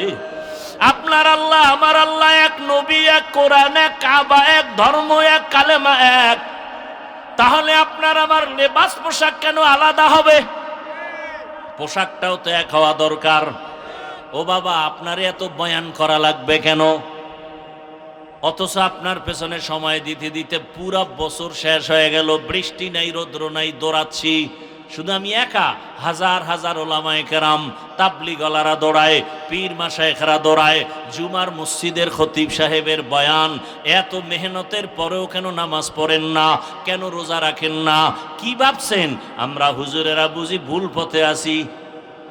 এ যুবক বাবারা বলো, যদি বলো হ্যাঁ ভুল পথে আছি, একটা ভুল কোরআন থেকে বের করে দাও, এখন আমি দাড়ি কেটে ফেলবো, নামাজ বন্ধ, আল্লাহর বিরুদ্ধে রাস্তায় নেমে যাব। পারবা? আমার আল্লাহর কোরআনে ভুল বের করতে পারবানি? তুমি কেন? তোমার থেকে বড় বড় বড় বড় পণ্ডিতেরা ভুল বের করতে গিয়া ব্যর্থ হইয়া কালেমা পড়েছে, ঠিক নি? ও আল্লাহর বান্দারা, তাহলে বলো, আমরা যদি ভুলে না থাকি, তোমরা যদি থাকো, তোমাদের কোনো গালি নাই, কোনো ঝগড়া নাই, বরং বিনয়ের সাথে পাও দুটা গায়ে দাও। আমি তোমার পায়ে হাত রেখে বলবো, তাড়াতাড়ি নবীর তরিকার মালা গলায় লাগাও। কয়দিন আর বাহাদুরি করবা? চোখের সামনে লাশ আর লাশ, গাড়ির নিচে যুবকের লাশ, পানির মধ্যে যুবকের লাশ, ঘুমের বিছানায় যুবকের লাশ। ও আল্লাহর বান্দারা, দুনিয়াটা কিছুই না। এই যে এতক্ষণ চিল্লাইয়া বয়ান শুনাইলাম, একবারও কিন্তু বলি নাই আমার মতো 5 কল্লি লাগাও। বলছি? একবারও বলি নাই আমি কওমি মাদ্রাসার সন্তান, তুমি কওমি মাদ্রাসায় যাও। আমি তাবলিগের লাইনের সন্তান, আমি পীরের মুরিদ, তুমিও তাবলিগে যাও, পীরের কাছে যাও। একবারও বলি নাই। বরং আমার কলিজার যুবক বাবাদের বলবো, তুমি স্কুলে পড়ো আলহামদুলিল্লাহ, কলেজে পড়ো আলহামদুলিল্লাহ, আলিয়ায় পড়ো আলহামদুলিল্লাহ, তুমি চাকরি করো আলহামদুলিল্লাহ, ব্যবসা করো আলহামদুলিল্লাহ। আমি তোমাকে একবারও বলবো না হুজুর হও, বরং আমি দোয়া করে যাচ্ছি, তুমি ডাক্তার হও, ইঞ্জিনিয়ার হও, প্রফেসর হও, একজন সাংবাদিক হও, ওসি ডিসিএসপি হও। তবে ছোট একটা দাবি আমার, বেয়াদব হইও না রে বাবা, বেয়াদব হইও না। বলবা হাফিজ ভাই ডাক্তার হব, ইঞ্জিনিয়ার হব, সুন্দর কথা, বেয়াদব হব না। তার কথার ব্যাখ্যা কি? ভালো করে শুনো। 3 জায়গায় বেয়াদবি করবা না, করলেই মরার আগে তুমি পঙ্গু। 1 নম্বরে মা বাবার সাথে বেয়াদবি করবা না, 2 শিক্ষকের সাথে বেয়াদবি করবা না, 3 কোন উলামায়ে কেরাম মুরব্বির সাথে বেয়াদবি করবা না। কারণ এই জায়গায় বসার জন্য, তোমার জীবন সফলতার জন্য এই 3 জায়গার দোয়া লাগবে। মা বাবার দোয়া যদি না থাকে, কোনোদিন সফলতা আসবে না। শিক্ষকের দোয়া যদি না থাকে, কোনোদিন লেখাপড়ায় বরকত হবে না। উলামায়ে কেরামের দোয়া নেক নজর না থাকলে আদর্শ সুন্দর হবে না রে বাবা। আল্লাহর কসম, ওই মা বাবার চোখের পানি না থাকলে এই চেয়ারে বসতে পারতাম না। তবে মা বাবা চোখের পানি ছাড়িয়া দোয়া করিয়া এই সম্মানের জায়গায় নিছেন। তবে আমাকে বয়ান আমার বাবাই শিখায় নাই, আমার মা আমাকে বয়ান শিখায় নাই, বরং আমার ওস্তাদেরা ধরে ধরে ধরে ধরে আমাকে বয়ান শিখাইছেন, কথা বলা শিখাইছেন। আমার ওস্তাদরা ধীরে ধীরে সিগনেচার শিখাইছেন, আমাকে লেখা শিখাইছেন, পড়া শিখাইছেন। অতএব আমি হাফিজুর রহমান হইতে আমার মা বাবার পরে শিক্ষকের অবদান অনেক আছে না নাই? এরপরে আমি বয়ান তো করি রে বাবা, বয়ান তো কত বড় বড় ওলামায়ে কেরাম করেন, আমার তো এলেম নাই, কোনো আমলও নাই। কিন্তু বয়ানের ভেতরে যে সম্মান আল্লাহ দান করেছেন, এটা আল্লাহ ওয়ালাদের নেক নজর ছাড়া কখনো সম্ভব হয় না। আরে আল্লাহর বান্দা, গাছের মধ্যে তো আম থাকে অনেক, একটা গাছে 500-1000 আম থাকে, সব আম কিন্তু সমান মিষ্টি লাগে? কথা কও, মিষ্টি লাগে? সব আম যেমন মিষ্টিও লাগে না, কালারও সব একরকম হয় না। কারণ কি? কারণ তুমি খুঁজা বাইর করো, দেখবা আমের মধ্যে কালার দেয় সূর্যের আলো, আমের স্বাদ বাড়ায় চাঁদের আলো। এই জন্য দেখবা যেই আমের ভেতরে দিনের বেলা সূর্যের আলো বেশি লাগে, ওই আমটার সুন্দর হয়ে যায়। আবার রাতের বেলা তাকাইয়া দেখবা চাঁদের আলো যে আমের উপরে বেশি পড়ে, ওই আমটার স্বাদ বড় ভালো। ভালো করিয়া শোনো বাবা, রাতের আলো চাঁদের, দিনের আলো সূর্যের, সূর্যের আলোতে কালার হয়, চাঁদের আলোতে মজা বাড়ে। ঠিক বান্দা, তোমার জীবনে কলবের মধ্যে আলো লাগবে, আলো। নূরুন আলা নূর, তোমার কলবের ভেতরে আলো লাগাও।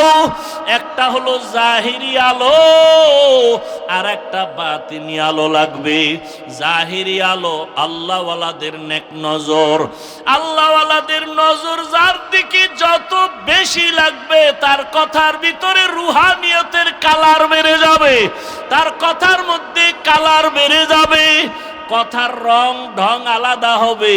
তবে মজা বাড়ানোর জন্য লাগবে মালিকের গোপন রাতের নজর।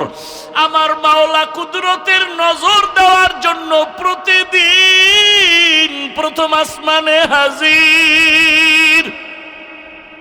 আল্লাহ আসেননি রাতের বেলা, বলে না কেন? কোন রাত্রে আসেন? প্রতি রাত্রে আসেন না মাঝে মাঝে? প্রতি রাত্রে আসেন। কোন ভাগে, শুরু না শেষ? কিছু বান্দার থেকে নেওয়ার জন্য না দেওয়ার জন্য? আপনাদের লাগবে নি কিছু, তো ঘুমাইয়া থাকেন কেন রে বাবা? অতিও গভীর হয় রজনী যখন, নীরবে প্রভুর নাম জপিও তখন।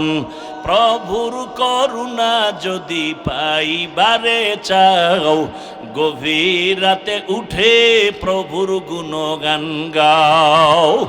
ও আমার যুবক বাবারা, অতিও গভীর রাতে আমার মাওলা হাজির। ওই সময় যদি ঘুম থেকে উইঠা সেজদায় পড়ে আমার মালিকের ডাক দাও, আমার মালিকের কুদরতি নজর যখন লেগে যাবে, এতদিন তোমার কথায় রং ছিল, মজা কম ছিল, এখন দেখবা কথার মধ্যে বড় মজা, মানুষও মজা পায়, তোমারও মজা। এরে আল্লাহর বান্দা, যখন মজা লাগা শুরু হয়ে যাবে, তখন আর বাড়ি ঘর ভালো লাগবে না, টাকা পয়সা ভালো লাগবে না, ক্ষমতা ভালো লাগবে না, কারণ মালিকের মধ্যেই সব মজা। এরে আল্লাহর বান্দারা, যুবক বাবারা, আজকে তাকাইয়া দেখো, তোমার মতো কত যুবক জীবনে মাদ্রাসায় পড়ে নাই, জেনারেল লাইনে পড়ে, স্কুল কলেজে পড়িয়াও 5 ওয়াক্ত নামাজি আছে না নাই? বলো বাবা, তুমি কেন পারবা না? অবশ্যই তোমার কপাল পুড়িয়ে গেছে। কার জানি বরদোয়া লাগছে। মা বাবার বরদোয়া লাগলে কপাল শেষ, শিক্ষকের বরদোয়া লাগলে জীবন শেষ, লেখাপড়া শেষ, ওলামায়ে কেরামের বরদোয়া লাগলে তোমার চরিত্র শেষ। তোমার মতো যুবক যদি স্কুল কলেজে পড়ে নামাজ পড়ে, বলো বাবা তুমি পারবা না কেন? তোমার মতো যুবক র্যাব আর্মি পুলিশ বিডিআর এর চাকরি করে নামাজ পড়ে, তুমি পারো না কেন? তোমার মতো যুবক জেনারেল লাইনে থাইকা রাস্তায় গাড়ি চালায় নামাজ পড়ে, নদীর মধ্যে মাছ ধরে নামাজ পড়ে, কৃষি কাজ করে নামাজ ছাড়ে না, ঢাকা কলেজে লেখাপড়া করে, দাড়িওয়ালা পাগড়ি মাথায় বড় জামা পরিয়া যায়, তুমি কেন পারবা না? এখনো সময় আছে, তওবা করে নাও। ও বৃদ্ধ বাবাজিরা, আপনার মতো কত বুড়ারা মসজিদে গিয়া নামাজ আদায় করে লাঠি নিয়ে যায়, আপনি কেন পারেন না? নদীর মধ্যে পানি নাই অনেক বছর, নদী শুকনা, অনেক বছর ধরে নদী শুকনা, পানি নাই। এলাকার লোকজন গেল, ওই যুগের একজন বড় বড় থেকে বড় আল্লাহর প্রিয় বান্দা ওলিয়ে কামেল হযরত, আমগো এলাকার নদী বহু বছর ধরে শুকনা, পানি নেই, কি করি, পানির অভাব বুঝেন। কিন্তু হযরত একটা চিঠি লিখলেন, চিঠি লিখে বলে যাও চিঠিটা নদীর মধ্যে ফেলে দাও। চিঠির ভিতরে কি লেখছেন তিনি জানেন আর আল্লাহ জানেন। চিঠিটা নিয়ে অনেক বছরের শুকনা নদীর মধ্যে যখন ফেলে দিয়েছেন, সাথে সাথে পানির জোয়ার শুরু হয়ে গেছে। সুবহানাল্লাহ বলছেন নি সবাই? নাউজুবিল্লাহ বলারও কিন্তু মানুষ আছে এই জমিনে। মাথা গরম হয়ে গেছে এই গাঞ্জাখুরি কথা। নদীর মধ্যে পানি নাই, চিঠি লেখা পাঠায় দিছে, চিঠি ছাড়ার পরে পানি আসছে, এটা গাঞ্জাখুরি কথা। কে কইলো এই কথা? এই কাম কে ঘটাইলো? তো একজনে তামাশা কইরা কয় ঘটনাটা ঘটাইছে দেওবন্দের এক হুজুর, কয় কাফের। না না না না না, দেওবন্দের হুজুর না, কে? তাবলিগের এক মুরব্বী, কয় ডবল কাফের। না না না, তাবলিগেরও না তো, কে? চরমনাইয়ের একজন বড় হুজুর, কয় ট্রিপল কাফের। না না, চরমনাইয়েরও না তো, কে ঘটাইছে? এটারে খুঁজতে গিয়া ধাক্কা দিয়া দেখে, দরজা খুইলা দেখে এ ঘটনা চরমনাই ঘটায় নাই, উজানি ঘটায় নাই, এ ঘটনা তাবলিগলারা ঘটায় নাই, এ ঘটনা কোনো পীর ঘটায় নাই, এ ঘটনা দেওবন্দের কোনো মৌলবী ঘটায় নাই। এই ঘটনা যিনি ঘটাইছেন রহমতের নবীর হাতে গড়া সাহাবী হযরত ওমর। কে ঘটাইছে? এইবার কি কইবা কাফের? হ্যাঁ, যদি কেউ বলে ওমর খারাপ, আমি বলি তোর 14 গোষ্ঠী খারাপ। তবে ওমরেরও উল্টা বলার মতো বাঙালি টুপিওয়ালায় আমগো সোনার বাংলায় আছে। এবার বুঝেন কেমন কপাল পোড়া জমিনে আসছি যে ওমরের মতো ব্যক্তিকে বেদাতি ভণ্ড বলার মতো লোক এই বাংলাদেশে আছে। কোন দেশে আছেন চিন্তা করেন। যারা বলে ওমর বেদাতি, ওর 14 গোষ্ঠী ভণ্ড। আল্লাহ হেদায়াত দান করুন। তাহলে যেটা হবে না বিবেক বলে অসম্ভব, ওটা আমার রবের কুদরতে, কাদের কুদরতু দারি বর কামাল, আন্তা রব্বি আন্তা হাসবি যুল জালাল, তুহি কাদের জলিলুল্লাহ জাহাদার, বহর হালে তুহি মেরা নিগাহদার। খারাপ লাগতেছে আপনাদের? মিয়া শুনলাম গতকালকে মুষলধারে বৃষ্টি এলাকায়। হ্যাঁ, কল্পনা করা যায় অজৈব। এই জন্য আমি মাঝে মাঝে বলি, বান্দা চাইলে কিছুই হয় না, আল্লাহ চাইলে সব হয়। চিন্তা করতে পারেন, কারো সুবিধা কারো অসুবিধা। উজানির মোবারক করিম রহমতুল্লাহ আলাই দুনিয়াতে নাই। তিনি বলতেন প্রায়, কারো জন্য সুবিধা, কারো জন্য অসুবিধা। ওয়াজ হইলে এক দলের সুবিধা আর এক দলের অসুবিধা, ওয়াজ না হইলে এক দলের সুবিধা আর এক দলের অসুবিধা। এই অসুবিধাটা কোরআনের বয়ান হলে বেঈমানের হতে পারে, কোনো মুমিনের অসুবিধা হওয়ার কথা না। যদি কোনো মুমিনের অসুবিধা হয় বুঝতে হবে তার ঈমান যায় যায় দিন, যায় যায় দিন। আল্লাহ হেদায়াত দান করুন। কিছুক্ষণ বসবেন নি? এটা একটা এমন একটা জায়গায় বসছেন, চাইলেই বসা জানেন, বসতে কপাল লাগে, আসতেও কপাল লাগে, বড় কঠিন জিনিস। জায়গাটাও দেখেন না, বসার মতো ভালো বিছানা নেই। কোন বিয়ার অনুষ্ঠানে এই বিছনা দিলে আরে জুতার বাড়ি রে, বলবে তোর বিয়ার গুল্লি মেরি, তোর বিয়ে লই তুই মর। কিন্তু এখানে যেই ঘাসের উপরে মাটির উপরে বসে আছেন, কারো অন্তরে কোনো কষ্ট আছে? চিন্তা করেন তো, হেদায়েত পাইলে আর দূরে যাওয়া লাগে? এর নাম কপাল। কপাল যদি কারো পুরিয়া যায়, আমি হাফিজুর রহমান কেন, মক্কা মদিনের ইমাম কেন, স্বয়ং রসুলের বয়ানও কপাল খুলে না। আর কপাল যদি খুলে তাহলে আসমানের দিকে তাকাইয়াও বান্দার কপাল খুলে। কিয়ামত পর্যন্ত আর একদিনের জন্য নবীজি আসবেন, সাহাবায়ে কেরাম আসবেন, আইম্মায়ে কেরাম আসবেন, আউলিয়ায়ে কেরাম আসবেন। কিয়ামত পর্যন্ত এই জাতি জান্নাতের পথ যদি চায়, একমাত্র শুধুমাত্র কেবলমাত্র উলামায়ে আহলে হকের দ্বারাই পাবে। আর কেউ জান্নাতের পথ দেখাবার ক্ষমতা নাই। খুব ভালো করে বুঝবেন, ডাক্তারের কাম হইল কি বিল্ডিং তৈরি করা? ডাক্তারের কাজ হইল মানুষের শরীরের রোগ নির্ণয় করে ঔষধ দেওয়া। খালি ঔষধ দেওয়া না, আগে রোগ নির্ণয় করতে হবে। ইঞ্জিনিয়ারের কাম হইল বিল্ডিং ঠিক করা, ঠিক না? ইঞ্জিনিয়ার যদি বিল্ডিং বাদ দিয়া চিকিৎসা করতে যায়, ভালো হবে না ভেজাল লাগবে?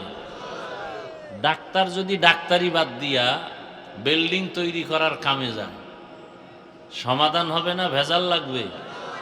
হ্যাঁ। কোরআন হাদিস দিয়া জাতিকে বয়ান করে বুঝানো, এটা আলেমের কাজ, এটা ডাক্তারের কাম না, এটা প্রফেসরের কাম না। না, আলেমের কাজ যদি আর একজনে গায়ের জোরে করতে চায়, প্যাচ লাগবে, সমাধান হবে না।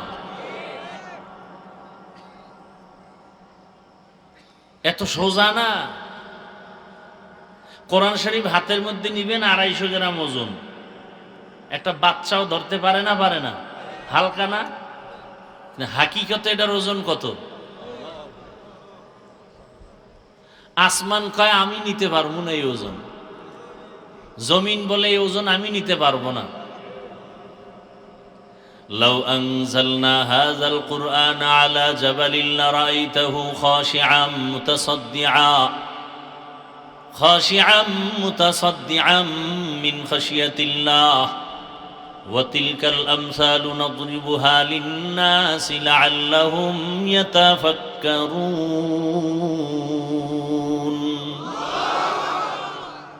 পাহাড় বলল আমি পারবো না, জমিন অপারক, আসমান অপারক।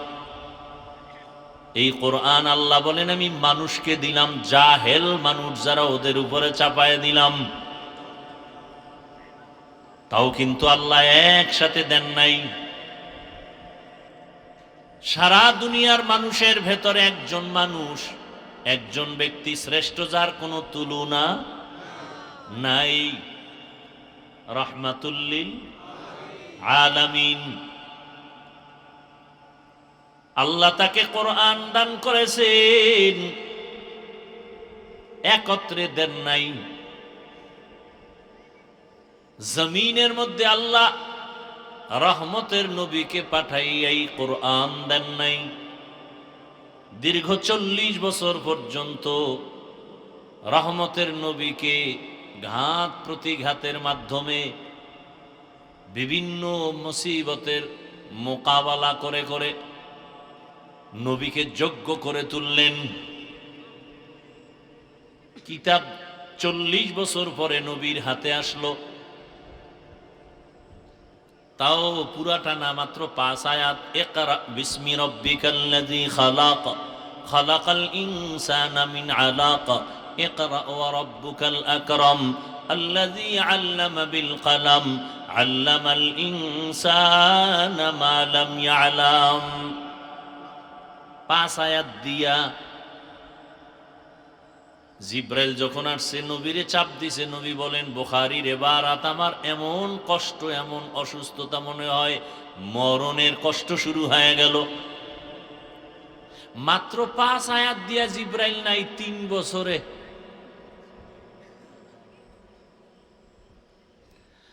আম্মা জান আয়েশা রাদিয়াল্লাহু আনহা বলেন, রহমতের নবীর কাছে যখন কোরআন নিয়ে জিবরাইল আসেন, খাদিজা রাদিয়াল্লাহু আনহা বলেন, নবীর চেহারা বিবর্ণ হয়ে যায়, ঘাম আর ঘাম আর ঘাম, নবী অসুস্থ অবস্থার মতো হয়ে যান।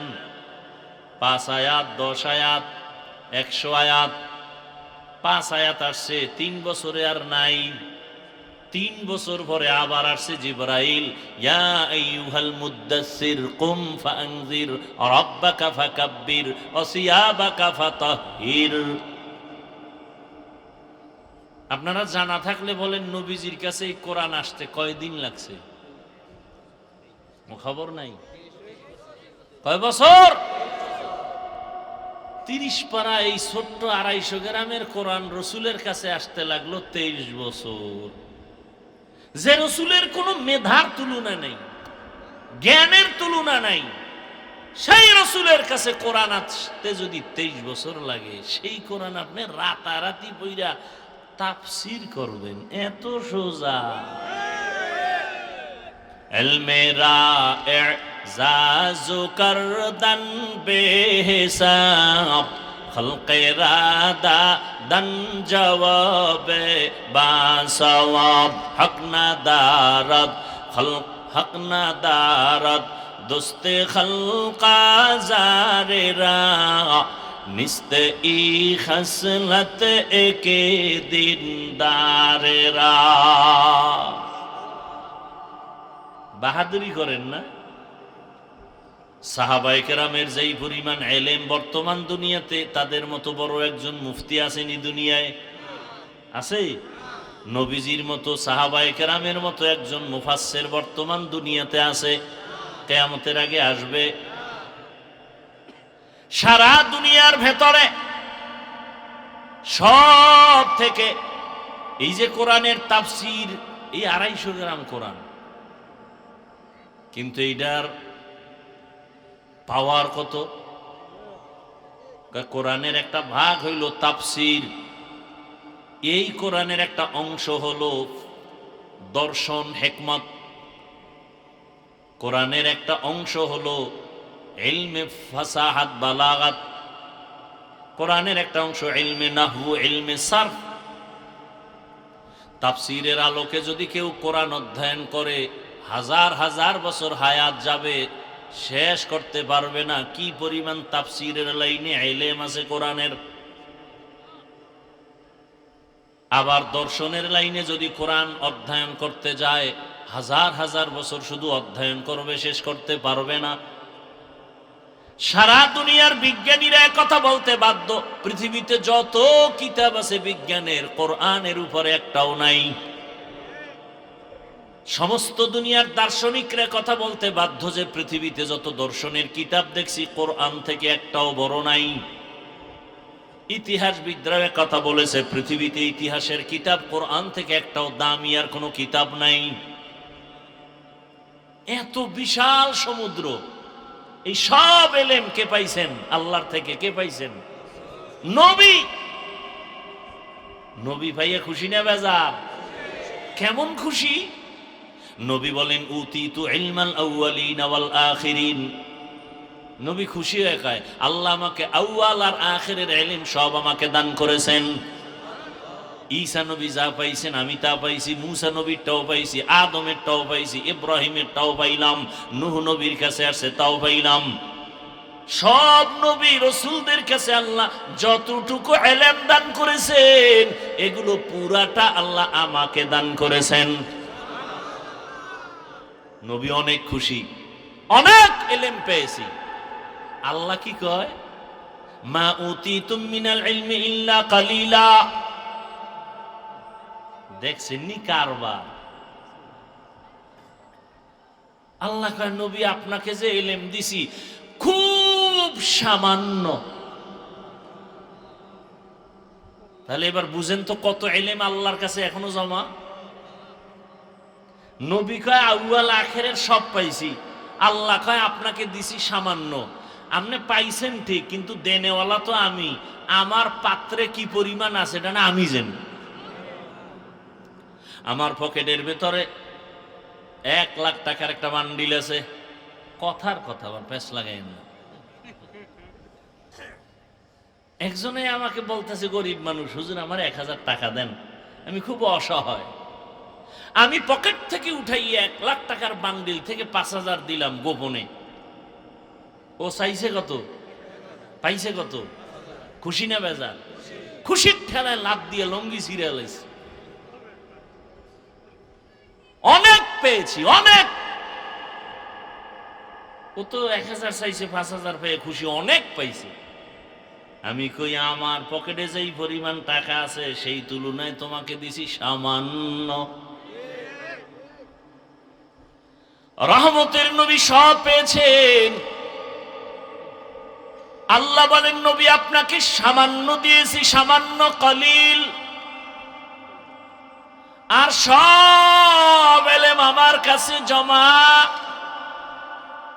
আমি এটা আলাদা কারোর জন্য রাখি নাই, মাঝে মাঝে আপনারে দিমু। বড় বড় আল্লাহ আমার প্রিয় বান্দা যারা, ওদের সিনার মধ্যে ইলমের নূর দিব। তবে আপনার চাইতে হবে। আল্লাহ নবী কয়, কেমনে চাবো? আমি শিখাই দিই কেমনে চাইবেন। রব্বি জিদনি ইলমা, রব্বি জিদনি ইলমা, রব্বি জিদনি ইলমা। ও আল্লাহ, ইলম বাড়ায়া দাও, ইলম বাড়ায়া দাও, ইলম বাড়ায়া দাও। আল্লাহর কাছে চাইবেন আর আমি দিব। মাঝে মাঝে আমি ইলমের দরজা খুলে দিয়া বান্দার সিনার মধ্যে ইলমের নূর এমন ভাবে দিব, এর একটু অংশ পাইছেন হাজী ইমদাদুল্লাহ মুহাজিরে মক্কি রহমাতুল্লাহ আলাইহি।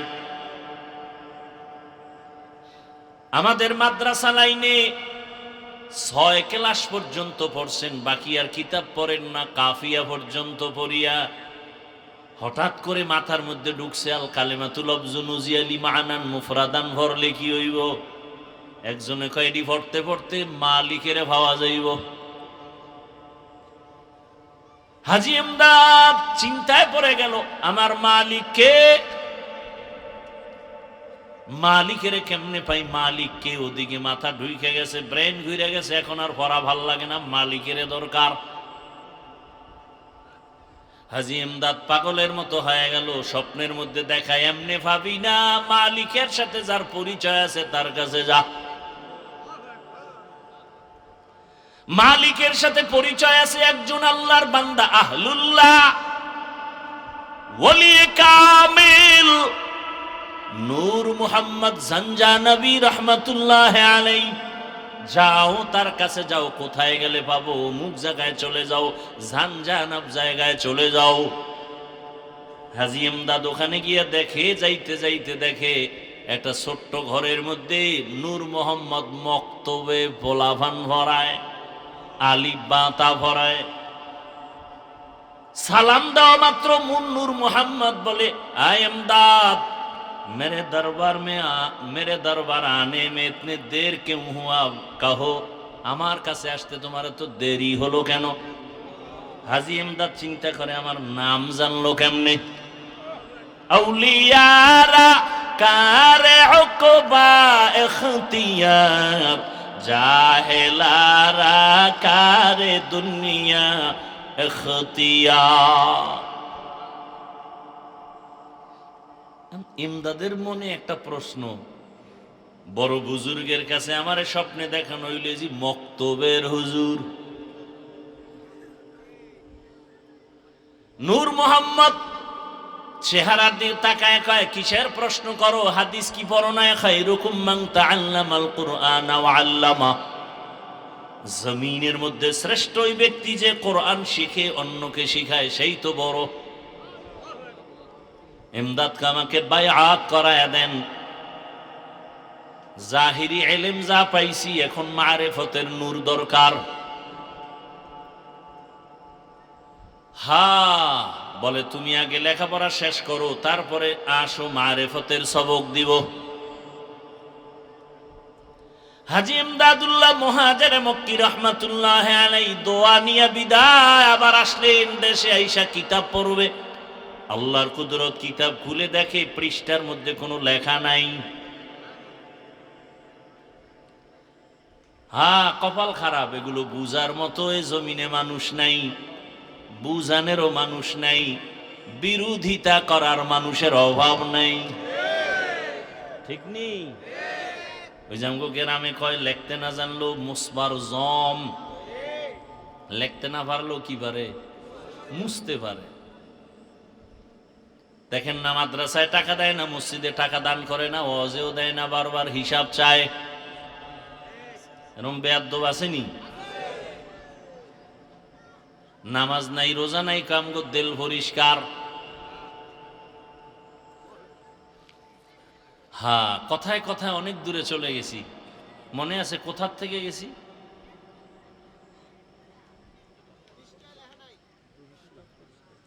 দরুদের ফজিলত থেকে চলে গেলাম। উলামায়ে কেরামের জন্য দোয়া করার জন্য বলছিলাম। কেন?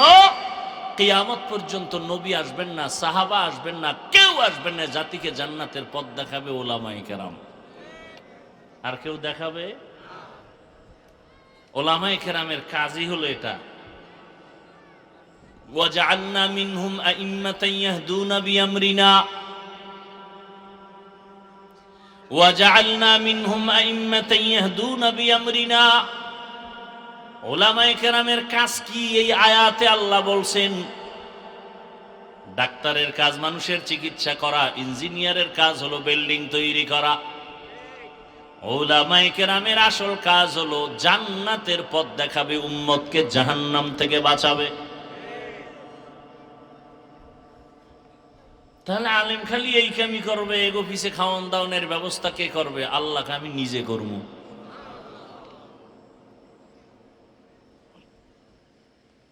তুমি বান্দাকে জান্নাতের পথ দেখাও, জাহান্নাম থেকে বাঁচাবার দাওয়াত দাও, তোমার প্রয়োজন মিটাবো আমি আল্লাহ। এজন্যই তাকায় দেখেন, মহামারী করোনা, গোটা দুনিয়াটা স্তব্ধ। স্কুল বন্ধ, কলেজ বন্ধ, চাকরি বন্ধ, ব্যবসা বন্ধ, ফ্যাক্টরি বন্ধ, গাড়ি বন্ধ, সব বন্ধ। তাকাইয়া দেখ সুনিরে জাতি, এ জমিনে একটা কোরআনের মাদ্রাসাও বন্ধ হয় নাই, কোন আলেম না খাইয়া মরে নাই। শিক্ষিত কিছু কুলাঙ্গারেরা ট্রিপল মাস্ক লাগাইয়া বসে আছে, করোনা মরবে না। বাবারে করোনায় ধরছে, কাছে যায় না, করোনা ট্রিপল মাস্ক লাগাইছে, মাস্ক মরার ভয়ে বাবার কাছে যায় না। বাবায় মইরে গেল না, জানাজা হলো, খবরও নেয় না, করোনা। ওই সময় আমার দেশের উলামায়ে কেরাম টুপিওয়ালারা শত শত শত করোনার লাশ নিজের হাতে ধইরা কাঁধে নিলেন, গোসল করাইলেন, কাফন পরাইয়া জানাজা পরাইলেন, কবরে দাফন করলেন। একজন হুজুরেও করোনায় মরে নাই।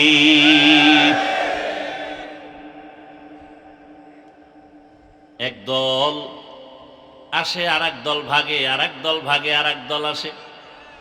ঠিক নেই? হুজুরগো কোনো টেনশন আছে? চেয়ারম্যানের চেয়ারের মেয়াদ শেষ, এমপির মেয়াদ শেষ। আমগো হুজুরগো চেয়ারের তো কোনো মেয়াদই নেই। কি কে আওয়ামী লীগ, কে বিএনপি, আমগো জানারও দরকার নাই। আমরা আগেও বাদশাহ, এখনো বাদশাহ, ভবিষ্যতেও বাদশাহ। বেদবি করলেই ভোর রাত্রে লাইন লাগাই দুম আর শাজিমের সাথে সাইজ হয়ে যাবে সব সাইজ। চরমনাইয়ের মাঠে বলে আসছিলাম, লাফাইস না। আলেমদের সাথে বেয়াদবি করলে কি হয় বুঝা শুনে লাভ দিবি। গাট্টি রেডি রাখ, পালানের পথ খুঁজা পাবি না। সাবধান।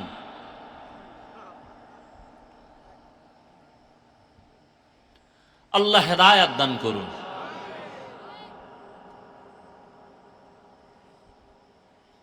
আল্লাহর মায়ের দুনিয়ার বাইর, ঠিক নেই? খবরদার। ও আল্লাহর বান্দারা, গত কয়েকদিন আগে দেখছেন চরমনাই ইসলামী আন্দোলন, জামাত ইসলামী, খেলাফত মজলিস, খেলাফত আন্দোলন সব এক মাঠে এক স্টেজে কথা বলেন। ওলামায়ে কেরাম এক না হওয়া পর্যন্ত জাতির কপাল খুলবে না, লিখে রাখো। কোনো মাস্তানি চলবে না, কোনো মাস্তানি চলবে না। খবরদার। ওলামায়ে কেরাম গোটা জাতিকে ব্যবহার করবে। ওলামায়ে কেরাম কারো ইশারায় ব্যবহৃত হবে না। দোয়া করতে থাকেন, বেশি বেশি বেশি দোয়া করেন। ওলামায়ে কেরামকে এক বানাবার চিন্তা করেন। ফেসবুকে বিরুদ্ধে লেখেন কেন? আপনার আব্বার বরদোয়া লাগছে আপনার কপালে, আপনার মায়ের অভিশাপ লাগছে কপালে। মিয়া আর কারো বিরুদ্ধে লিখতে পারেন না, আলেমের বিরুদ্ধে লেখেন, তাবলিগের বিরুদ্ধে লেখেন, আপনার কপাল পুড়ে গেছে। নিমক হারাম, অভিশপ্ত।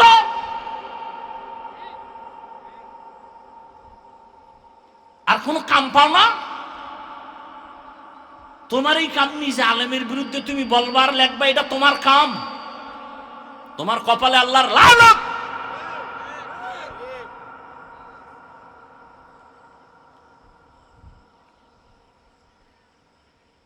আল্লাহ হেদায়েত দান করুন। সবগুলো মা বাবার অভিশপ্ত সন্তান। মা বাবার অভিশাপ না লাগলে কোনো সন্তান আলেমের পিছনে লাগে না।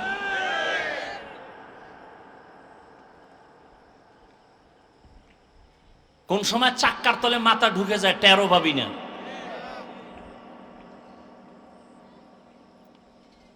আল্লাহ হেদায়েত দান করুন। ইয়া আইয়ুহাল্লাযীনা আমানুত্তাকুল্লাহা হাক্কা তুকাতিহি ওয়া লা তামুতুন্না ইল্লা ওয়া আনতুম মুসলিমুন।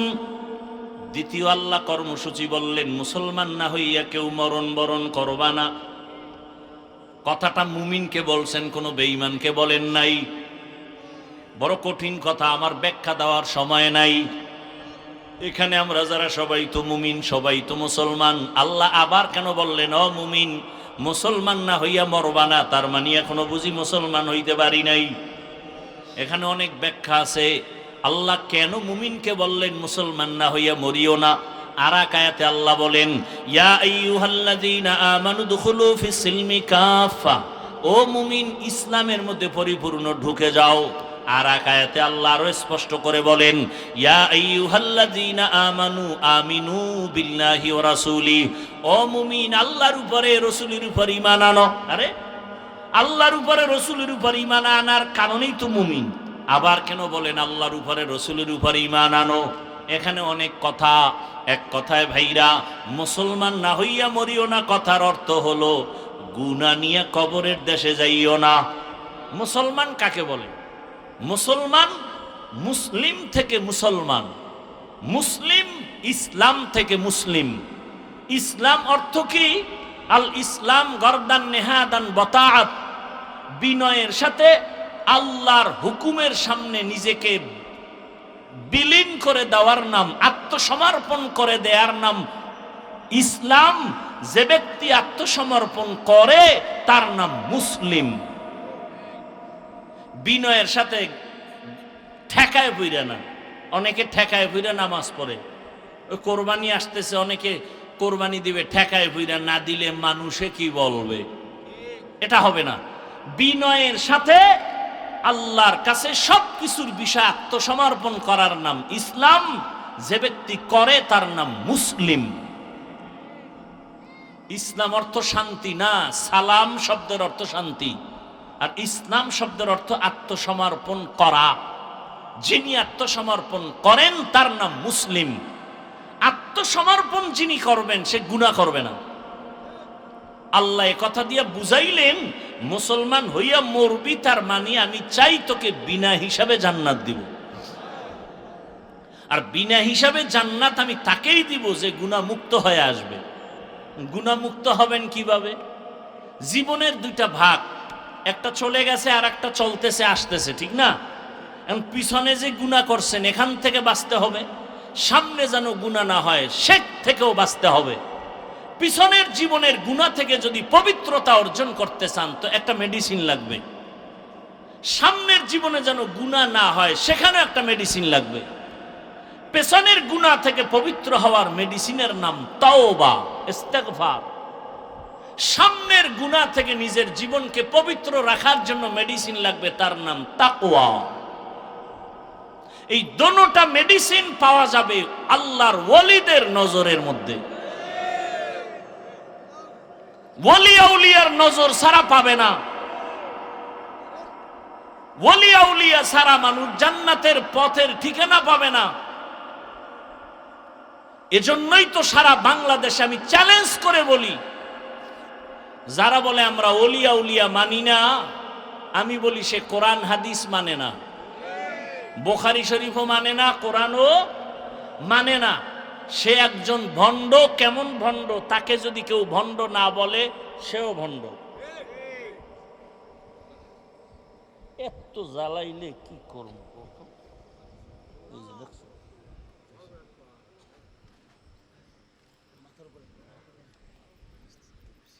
মরাডারে মারো কেন, লড়ে কেন? কষ্ট পাইতেছেন, রাগ করতেছেন, রাগ করে যাইবেন কই? চাইরদিকে ফিডা রেডি, কোন দিকে দৌড় দিবেন? সাগর, কুয়াকাটার যাইবেন সাগর, আর 3 দিকে দৌড় দিবেন মোহতারাম মোদি সাহেব বসে আছেন বেত নিয়া, কই যাইবেন? ফিডা কারে কয়? রেডি থাকেন। যারা ফিডারে বেশি ভয় পায় এদের কপালে ফিডা বেশি। ফিলিস্তিন দেখা মনে করেন না জান্নাতে আছেন। আমনে গো সাইজ করতে 1 সেকেন্ড লাগবো না মিয়া। আপনি কিসের ইসলাম ইসলাম করেন? দাড়ি নাই, টুপি নাই, নামাজ নাই, সুদের টাকায় ব্যবসা করেন। আপনার ইমান ঠিক আছে নি? তো আল্লাহ সাহায্য করবেন, কোন বেঈমানকে সাহায্য করবেন না। সুদখোরকে আল্লাহ সাহায্য করবেন না, বরং সুদখোরকে আল্লাহ বলছে এই বেঈমান রেডিও, আমি আল্লাহ তোর সাথে যুদ্ধ করব। তা আপনি মোনাজাত দিলে লাভ কি? কোন সুদখোরের মোনাজাত জীবনে কবুল হবে না। যারা সুদের সাথে জড়িত এদের জিন্দেগির কোনো আমল কবুল হবে না, হজ কবুল হবে না, মাদ্রাসা উঠাইলে সওয়াব নাই, দান করলে সওয়াব নাই, মোনাজাত দিলে কবুল হবে না। তা আপনি কিসের সাহায্য চান আল্লাহর কাছে? আপনি তো কুলাঙ্গার। 24 ঘন্টা মায়ের সাথে জেনার গুনাহ, জেনার গুনাহ, জেনার গুনাহ, জেনার গুনাহ। আপনার লজ্জা শরম আছে? আর আপনি চায়ের দোকানে মোস লাম্বা করে এখন হুজুরকে দোয়া কবুল হয় না, তোর মতো সুদখোরের কারণে কবুল হয় না।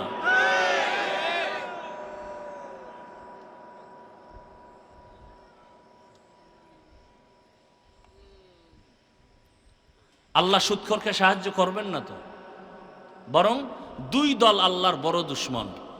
কয় দল? এক দলের কথা কোরআনে, আর এক দলের কথা বুখারীতে। কোরআনে বর্ণিত দল সুদখোরের দল, আর বুখারী শরীফে যেই দলের কথা আছে আল্লাহর বড় দুশ্মন, ওলি আউলিয়ার যারা দুশ্মন এরা। বুখারী শরীফ খুলো। এই জন্য সারা বাংলাদেশে আমি চ্যালেঞ্জ দিয়ে বলি, যারা ওলি আউলিয়া মানে না, এরা কোরআন মানে না, বুখারী মানে না, এরা আল্লাহর এত বড় দুশ্মন। এদেরকে যারা ভণ্ড বলে না তারাও বলি, আমি বলি তারাও ভণ্ড। আল্লাহ হেদায়াত দান করুন। ইয়া আইয়ুহাল্লাযীনা আমানুত্তাকুল্লাহ হাক্কা তুকাতিহি ওয়া লা তামুতুন্না ইল্লা ওয়া আনতুম মুসলিমুন। মুসলমান না হইয়া মরিও না রে মুমিন। আমি কি মুসলমান না? হ্যাঁ মুসলমান। তোমার ধর্ম ইসলাম। কি আপনারা মুসলমান না? সবাই বলেন। উঠা বসা করবেন, মোনাজাতটা দিয়ে যাবেন না? একটু আগে কিন্তু বলছি মোনাজাত দিয়ে যাইতেও কপাল লাগে, ঠিক নি? আপনারা সবাই মুসলমান নি? বলেন বলেন। তাহলে আপনারে বয়ান করব কেন? বয়ান তো হিন্দুদের করব, খ্রিস্টানকে করব, ইহুদিরে করব, পঞ্চগড়ে গিয়ে করব, কারণ সেখানে টাকা দিয়া মুসলমানের বিধর্মী বানায়। বয়ান তো চট্টগ্রামের পাহাড়ে গিয়া করা দরকার, খ্রিস্টান মিশনারিরা ওখানে টাকা দিয়া মুসলমানের অন্য ধর্মে নিয়ে যায়। অথচ আপনাদের পেছনে দৌড়াইতে দৌড়াইতে দৌড়াইতে খানা নাই, ঘুম নাই, বাড়ির চিন্তা নাই, ছেলে মেয়ের চিন্তা নাই, পরিবারের চিন্তা নাই, জীবন শেষ। ফজরের পরে বয়ান, জোহরের পরে বয়ান, আসরের পরে, মাগরিবের পরে এত বয়ান, এত বয়ান। সূরা আলে ইমরানের এক আয়াতে কারিমা তিলাওয়াত করেছি, নবীজির একটি হাদিসের অংশ পড়েছি। আপনারা যদি দোয়া করেন, আল্লাহর দয়া হলে ইনশাআল্লাহ আয়াত ও হাদিসের আলোকে সহি তরিকায়, সহি নিয়তে, সহি কিছু কথা বলার ইচ্ছা করেছি। আল্লাহ তৌফিক দান করেন। তরজমাটা বলে নেই, এরপরে কিছু ব্যাখ্যা সামান্য। ইয়া আইয়ুহাল্লাযীনা আমানুত্তাকুল্লাহা হাক্কা তুকাতিহ, হে মুমিন তোমরা আল্লাহকে ভয় করো, ভয় করার মতো হক আদায় করে। ওয়ালা তামুতুন্না ইল্লা ওয়া আনতুম মুসলিমুন,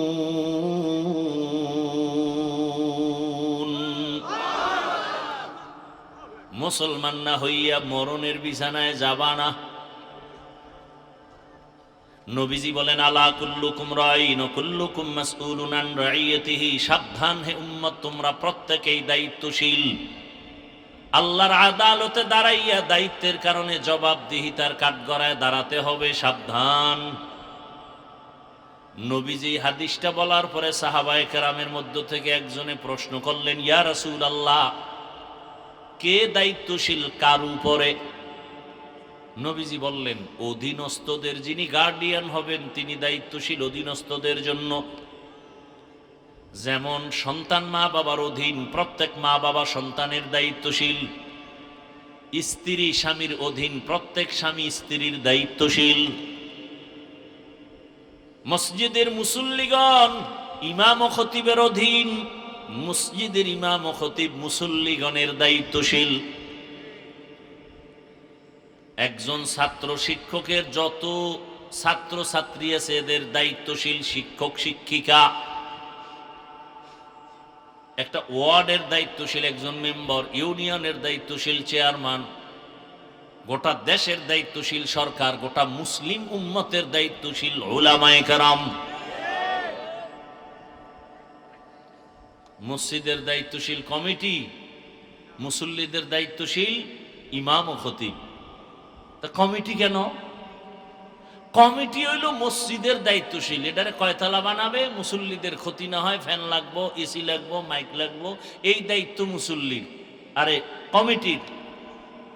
আর মুসল্লিদের ধর্মীয় লাইনে কি প্রয়োজন কি না প্রয়োজন এ বিষয়ে কথা বলবে মুসল্লিদের দায়িত্ব ইমাম ও খতিবের। কিন্তু এখন ভাগ্যের নির্মম পরিহাস, মুসল্লি দূরের কথা, কমিটি দূরের কথা, মসজিদ দূরের কথা, এখন টোটাল কমিটি বাহাদুরি করে ইমাম খতিবের উপরে, মুসল্লি সুদ্ধা। কথা ঠিক নেই? কারণ কি? শিয়ালের হাতে মুরগি আমানত। কার হাতে মুরগি আমানত? শিয়ালের কাছে থাকবে? শিয়াল কয় দোয়া হোসাই মাফ হোসাই, মুরগি ফ্যাটের ভিতরে গিয়া কিমা হয়ে গেছে, এটার ফেরত দেওয়া যাবে না। তো শিয়ালের হাতে মুরগি আমানত রাখলে যা হয়, সুদখোর ঘুষখোর বেনামাজির হাতে মাদ্রাসা মসজিদের চাবি দিলে তাই হয়। সুদখোর ঘুষখোর বেনামাজির হাতে ধর্মের চাবি দিছে জিবরাইল। কথা বলেন, কারা দিছে? আমরা হুজুরেরা? কারা দিছে? জিনেরা, ফেরেশতারা? কারা? আমরা কইতে লজ্জা লাগে? ভোটের আগের রাত্রে পায়খানা খাইছেন টাকার নামে চোরের মতো, ভোর রাত্রে লজ্জা লাগে নাই?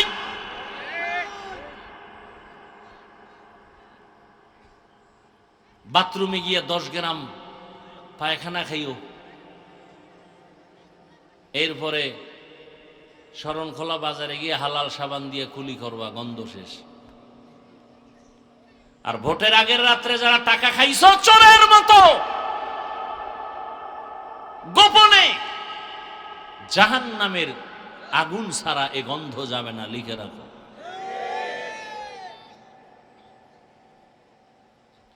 মাইয়ার হক আদায় করতে পারে না, বউয়ের হক আদায় করতে পারে না, ছেলের হক আদায় করতে পারে না, এরা জনগণের হক আদায় করবে কেমনে?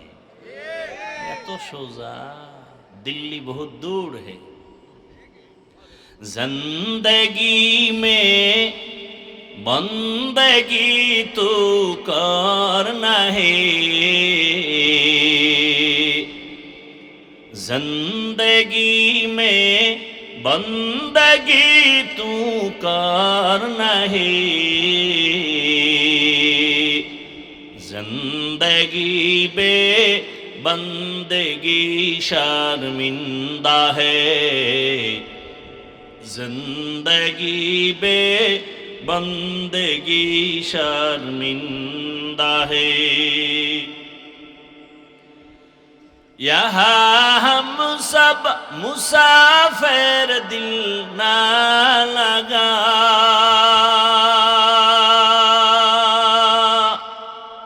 अहले दिल की नजर से रूह करता जा, शाह दौलत सब फकीर गर नेक नहीं, शाह दौलत सब फकीर गर नेक नहीं, जिंदगी में बंदगी तू करना है, जिंदगी में बंदगी शर्मिंदा है, जिंदगी बे बंदगी शर्मिंदा है, जिंदगी में बंदगी कुन बंदगी, बंदगी बे जिंदगी शर्मिंदगी।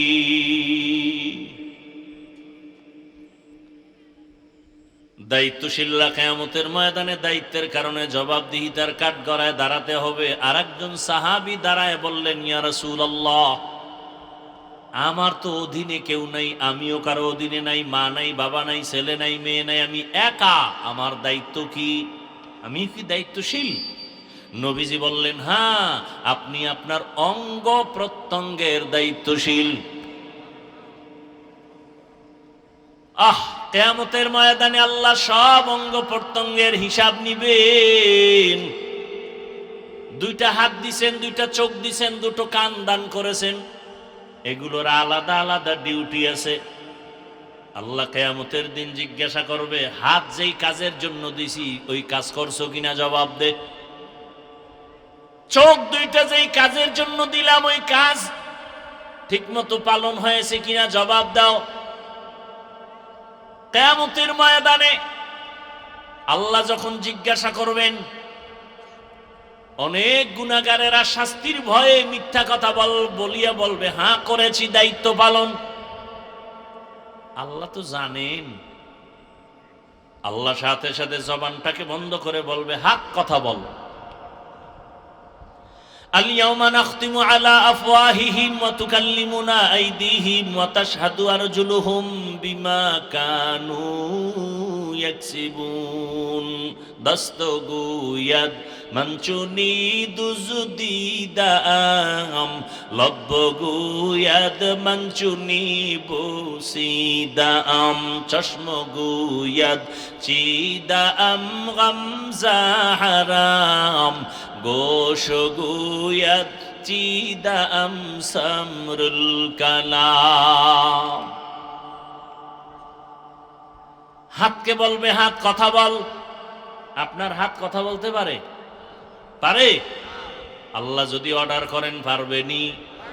বলেন বলেন। এখান থেকে একটা সবক নিয়ে যান, ভালো করে মনে রাখবেন। কানে ওয়াজ দিবেন না, বাস্তবে খেয়াল করেন একটা পয়েন্ট।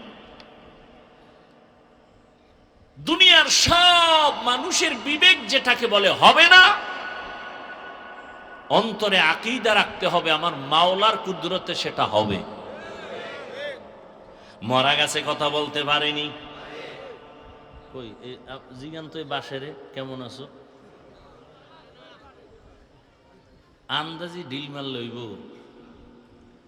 মরা গাছে কথা বলতে পারে না, এটাই সত্য, এটাই বাস্তব। কিন্তু মুমিনের আকীদা হলো আল্লাহ যদি কুদরতের ক্ষমতা দেয়, বলেন। ও পর্দার আড়ালের আম্মা জানেরা, বোনেরা, আপনাদের কপাল এত ভালো, আপনারা নবীদের মায়ের মতোই মা, সাহাবায়ে কেরামদের মায়ের মতো। আপনারা তো হাফেজে কোরআনের মা, আলেমের মা। আপনাদের জীবন কত ধন্য, আপনাদেরকে আল্লাহ এত মর্যাদা দান করেছেন। আপনারা তো খাদিজা রাদিয়াল্লাহু আনহার মতো নারী, ফাতেমা রাদিয়াল্লাহু আনহার মতো নারী, আয়েশা রাদিয়াল্লাহু আনহার মতো নারী। আপনারা তো ইসমাঈল নবীর মা হাজেরা আলাইহা সালামের মতো দামি নারী, ঈসা নবীর মা মারিয়াম আলাইহা সালামের মতো দামি নারী। আপনারা জানেননি দুনিয়াতে আল্লাহর এক বড় দুশমন ছিল ফেরাউন। ওর স্ত্রীর নাম কি? আসিয়া। ওই এত বড় বেঈমান ফেরাউনের ঘরের আসিয়ার খবর জানেননি? ওই আসিয়া আমার মাওলার এত আশিক। রহমতের নবী বলেন কিয়ামতের দিন আসিয়ার সাথে আমি মুহাম্মদের সাথে বিবাহের ব্যবস্থা হয়ে যাবে। ও পর্দার আড়ালের আম্মা জানেরা, আপনার স্বামী তো ফেরাউনের মতো খারাপ না। আপনি কি পারতেন না স্বামীটারে বুঝাইয়া নামাজের মুসাল্লায় উঠাবেন? আপনি বুঝাইলেই তো হয়ে যাইতো। আপনি যদি স্বামীকে বলতেন, স্বামী আমার, স্বামী আমার, আমার জীবনের একটা দাবি, বাবা মায়ের মায়া চাইরা তোমার ঘরে আসছি, খাইয়া থাকলেও আসি, না খাইয়া থাকলেও আসি, তবে একটা দাবি, কখনো তুমি নামাজ ছাড়িও না, হারাম টাকা কামাই করে ঘরে আনবা না। যদি আম্মা জান আপনি বুঝাইতেন, কোন স্বামী হারাম টাকার মাল ঘরে আনতো না। আজকে আপনার স্বামী হারাম টাকা আনিয়া ছেলে মেয়েকে খাওয়াইয়া রক্ত নাপাক করে, আপনার রক্তটাকেও নাপাক করতেছে। এই কি আপনার জীবন? এরে আম্মা জান আসিয়ার মতো বান্দি, এত বড় ক্ষমতাওয়ালা ফেরাউন, টাকার অভাব নাই, ক্ষমতার অভাব নাই, এরপরও আমার মাওলাকে কলবে জায়গা দিয়েছেন। মোহাব্বতের রং লাগছে, মুসা নবীর নজর লাগাইছে। অন্যদিকে আবার মালিকের রহমতের নজর লাগছে। আসি একদিন কি যেন হাতের মধ্যে নিয়ে কাজ করে, হঠাৎ পড়ে গেছে। ফেরাউন পেছনে দাঁড়ানো, আসিয়া খেয়াল করে নাই। আসিয়া জিনিসটা উঠাইতে গিয়া বিসমিল্লাহ বলছে। ফেরাউন শুই নাই, মাথা গরম হয়ে গেল। ডাক দিয়া কয়, আসিয়া তুমি কার নাম বললা? আসিয়া বলে, এখন আর গোপন কইরা লাভ কি হবে, না ওপেন করিয়াই দেই। আসিয়া ডাক দিয়া কয়, ফেরাউন আমার মালিকের নাম আমি জবানে নিয়েছি। ফেরাউন বলে, মালিককে? মিশরের তো আমি খোদা। আসিয়া বলে, না, তোমারে যিনি বানাইছেন তিনি আমার মালিক।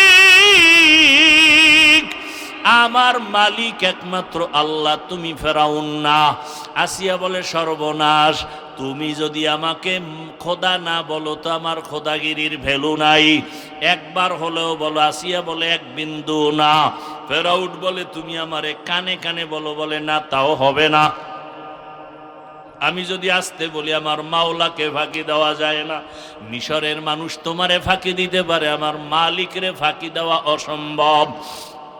ফেরাউন এক পর্যায়ে ব্যর্থ হইয়া ডাক দিয়ে কাসিয়া রেডি হও, তোমাকে ফাঁসিতে দেওয়া হবে, শুলিবিদ্ধ করা হবে, তোমাকে দুনিয়ার থেকে বিদায় দিব।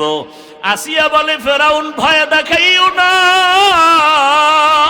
দুনিয়াতে একবার আসি, একদিন যাব, তবে আমার মালিকের না নিয়ে যাব না। আমার অন্তরে যে মালিকের মহাব্বত, আমার এখন টাকার মহব্বত নাই, ক্ষমতার মহব্বত নাই, আমার পরিচয় আমার মালিক, আমার অন্তরে আমার আল্লাহকে জায়গা দিয়েছি। এখন আমার মরিয়া গেল আমার শান্তি, বেঁচে থাকলেও আমার সার্থকতা, আমার কোনো টেনশন নাই। ফেরাউন এক পর্যায়ে ঘোষণা দিয়া দিল আসিয়ার ফাঁসি হবে, শুলিবিদ্ধ করা হবে। হাজার হাজার মানুষ রেডি হয়ে গেল দেখার জন্য। যখন আসিয়াকে শুলিবিদ্ধ করার জন্য মাঠে নেওয়া হয়, হঠাৎ করে আসিয়া কান্না শুরু করলেন, ও দয়ার মালিক, আমি ফেরাউনের কোনো ক্ষতি করি নাই, শুধু আমি তোমাকে আল্লাহ বলে স্বীকার করেছি, তোমারে সেজদা দিয়েছি, আর কিছুই না। আজ আমার ফাঁসি দেওয়া হয়, তুমি আমাকে ধৈর্য ধারণ করার তৌফিক দাও। আসিয়া হঠাৎ তাকায়া দেখে রাস্তা দিয়া মুসা নবী হাঁটিয়া যায়। ডাক দিয়া কয়, নবী মুসা, জানেননি আমি আসিয়ার কি হালাত? কয়, জানি, তোমার এখন ফাঁসি হয়ে যাবে। মুসা নবীকে আসিয়া বলে, নবী আপনি একটু জানতে চাই, দোয়া করবেন, আর এই মুহূর্তে আমার আল্লাহ আমার উপরে রাজি না খুশি? আপনি তো আমার মাওলার সাথে মাঝে মাঝে তুর পাহাড়ে গিয়া কথা বলেন, ওরে আপনি তো কত মজা গ্রহণ করেন, আমারও তো মনে চায় মালিকের কাছে গিয়া কথা বলবো। আমি তো সেই রাস্তা খুঁজতেছি। বলে, মরণের পর্দা ভেদ করিয়া যাও, মালিকের সাথে মোলাকাত হয়ে যাবে। মুসা নবীর কাছে দোয়া চাইলেন, আর জানতে চাইলেন আল্লাহ আমার উপরে বেজার না খুশি? মুসা নবী বললেন, হ্যাঁ আসিয়া, তোমার উপরে আমার মাওলা এখন অনেক খুশি। আসিয়া কথা শুই না আসমানের দিকে তাকাই একটা চিৎকার দিয়া বলে, কালাত রব্বি বিনিলি ইনদাকা বাইতান ফিল জান্নাহ। আল্লাহ কোরআনে ঘোষণা করলেন, আসিয়া যখন ডাক দিছে, ও দয়ার রব মালিক, এত বড় ক্ষমতাধর ফেরাউনের ঘরে থাকিয়াও ক্ষমতার লোভ করলাম না, আরামের বিছানায় ঘুমাইতে দিল না, খাইতেও দিল না। আজ আমার জীবনের শেষ বিদায়, বিদায় বেলা তোমার কাছে একটা দাবি, দুনিয়াতে থাকার জায়গা পাই নাই, আরামে ঘুমের জায়গা পাই নাই, ও দয়ার আল্লাহ তোমার পার্শ্বে জান্নাতে একটা ঘর বানাইয়া দিও, তোমার পার্শ্বেই যেন আমি জান্নাতে একটু থাইকা আরাম করতে পারি। আসিয়া এই দোয়াটা কইরা ফাঁসির মঞ্চে যায়, কান্না বন্ধ করে এবার হাসতেছে। ফেরাউন কয়, বিপদের সময় কান্না বন্ধ, হাসো কেন? আসিয়া ডাক দিয়া কয়, ফেরাউন আমি যা দেখি তুমি তা দেখো না, আল্লাহ আমার অন্তর চক্ষু খুলে দিয়েছেন। আমি তাকাইয়া দেখি ওই জান্নাতে আমার ঘর, ওই ঘর আমি এখন নিজে চেহারাটা দেখতেছি। আসমানের মধ্যে লক্ষ লক্ষ ফেরেশতারা আমাকে নেওয়ার জন্য অপেক্ষা করে, আমাকে জান্নাতে নিয়ে যাবে। এই খুশিতে আমি হাসতেছি, তুমি বুঝবা না। আসিয়াকে যখন শুলিবিদ্ধ করা হয়, হাসতে হাসতে দুনিয়ার থেকে আসিয়া বিদায় হয়ে গেল। ও পর্দার আড়ালের আম্মা জানেরা, বোনেরা, আসিয়ার মতো বান্দি, ফেরাউনের মতো বেঈমানের ঘরে থাইকা যদি আমার আল্লাহকে আপন বানায় নেয়, আপনি কেন পারবেন না? দুনিয়া দুনিয়া কইরা কই সাদা কাফন ছাড়া তো কবরে কিছুই নেওয়া যাবে না। এখনো সময় আছে, তওবা করেন, আল্লাহকে ডাকেন আর বলেন, হে মালিক, জীবনে তো কম বেপরদায় চলি নাই, আর বেপরদায় চলবো না, নামাজ ছাড়বো না, মোবাইলে সময় নষ্ট করব না, স্বামীর মাল খেয়ানত করব না, স্বামীর মাল হেফাজত করব, নামাজ পড়ব, সন্তানগুলোকে আদর্শওয়ালা বানানোর মেহনত করব। এখন যদি তওবা করে নেন দরজা খুলিয়া যাবে। ও আমার কলিজার যুবক বাবারা, কয়দিন আর দুনিয়ায় যৌবনের বাহাদুরি করবা? মনে চাইছে দাড়ি কাটছো, মনে চাইছে নামাজ ছাড়ছো, কম শখ মিটাইয়া তো গুনাহ কম করো নাই। এখনো যদি তোমার তওবার নিয়ত থাকে, মনে মনে আমার আল্লাহকে ডাক দাও, আর ডাকিয়া বলো, হে দয়ার মালিক, জীবনে তো কম গুনাহ করি নাই, দাড়ি কাটলাম, কত নামাজ ছাড়লাম, কত বেপরদায় আড্ডা দিলাম, মোবাইলে কত গুনাহ করলাম, আজকে থেকে তওবা করে নিলাম, আর নামাজ ছাড়বো না, দাড়ি কাটবো না, বেপরদায় চলবো না, মা বাবাকে কষ্ট দিব না, ওলামায়ে কেরামের দোয়া পরামর্শ নিয়ে, শিক্ষকের দোয়া নিয়ে জীবনটা সুন্দরভাবে চালাবো। ওই মা বাবার দোয়া ছাড়া তোমার জীবনের দরজা খুলবে না রে বাবা। আজকে যার মা নাই তার কাছে গিয়া দেখো মা কত ধন, যার বাবা নাই তার কলিজাটা ফেটে যায়। ঈদের দিন সবাই ঈদের নামাজ পড়িয়া বাড়ি আনন্দ করে দৌড়ায়, আর এক যুবক কবরের কিনারায় দাঁড়ায় কান্না করে। ও যুবক, ঈদের দিন কাঁদো কেন? যুবক বলে, গত ঈদগাহে আমার আব্বাকে পাশে নিয়ে নামাজ আদায় করেছিলাম, আমার মা আমার জন্য দোয়া করেছিলেন। আজকে যখন নামাজের জন্য ঈদগাহে রওনা হয়ে গেলাম, হঠাৎ করে মনে পড়ে গেল, আজ আমার মাথায় হাত দিয়া কে দোয়া করবে? মায়ের বিছানাটাও খালি, আমার পার্শ্বে বাবাও নাই, আমি বড় এতিম। ও যুবক, যার বাবা নাই তার দোয়ার একটা দরওয়াজা বন্ধ, যার মা নাই তার দোয়ার দরওয়াজা দোনোটাই বন্ধ। আজকে ওই মা বাবাকে হারাইয়া কেমনে আরামে ঘুমাওয়ার খাও? ওরে মা বাবা কত কষ্ট করে জীবনে তোমাকে আমাকে বড় বানাইছেন। অনেক মা বাবার জীবন বড় কঠিন ছিল। বাবায় কাজ করলে ঘরের চুলায় আগুন জ্বলতো না, হয় জ্বলতো না। কত সময় বাবার মনে চাইতো ইলিশ মাছ দিয়া খানা খাবে, টাকার অভাবে মাছ কিনতে পারে নাই। মায়ের মনে চাইতো ফল খাবে, টাকার অভাবে ফল খেতে পারে নাই। আজকে তুমি তার সন্তান, তোমার ঘরে কত মাছ আর কত ফল, কি লাভ হবে? ওই মা বাবায় তো সাদা কাফনের প্যাকেট হইয়া কবরে, চাইলেও আর ফল খাওয়াইতে পারবা না, মাছ খাওয়াইতে পারবা না। ওই মা বাবারে মাছ আর ফল যদিও দিতে পারবা না, তবে 2 ফোঁটা চোখের পানি পাঠাইয়া দাও। ওই মা বাবার চোখের পানি ছাড়া তুমি আমি মানুষ হইতে পারি নাই। ওই মা বাবার চোখের পানি আর দোয়া ছাড়াই চেয়ারে বসতে পারি নাই, মাওলানা হইতে পারি নাই। মানুষ আমাকে মাওলানা বলে, মা বাবার চোখের পানি ছাড়া হয় না। মানুষ আমাকে সম্মানের জায়গায় বসায়, মা বাবার দোয়া ছাড়া সম্ভব না। ও আল্লাহর বান্দারা, ওই মা বাবাকে কেমনে ভুলিয়া গেছো? 2 ফোঁটা চোখের পানি ছেড়ে দোয়া করিও। ওরে গুনার কারণে দিলটা পাথর, চোখে পানিও নাই। আল্লাহর কাছে চোখের পানির বড় মূল্য। ওরে চোখের পানি যদি না থাকে, ডানে বামে দেখো কার চোখে পানি আছে। কান্নাওয়ালার দোয়া খালি ফেরত যাবে না। ওরে আল্লাহর আযাবের ভয়, জাহান্নামের ভয় অন্তরে ঢুকাইয়া কাঁদো। ওরে আল্লাহর আযাবের ভয়ে যদি পাথর কান্না করে, তোমার আমার কপাল কেন এত খারাপ? আল্লাহ তাআলা বলেন, সুম্মা কাসাত কুলুবুকুম মিন বাদি যালিকা ফাহিয়া কাল হিজারাতি আও আশাদ্দু কাসওয়া ওয়া ইন্না মিনাল হিজারাতি লামা ইয়াতাফাজ্জারু মিনহুল আনহার ওয়া ইন্না মিনহা লামা ইয়াশাক্কাকু ফায়াখরুজু মিনহুল মা ওয়া ইন্না মিনহা লামা ইয়াহবিতু মিন খাশিয়াতিল্লাহ ওয়া মাল্লাহু বিগাফিলিন আম্মা তা'মালুন।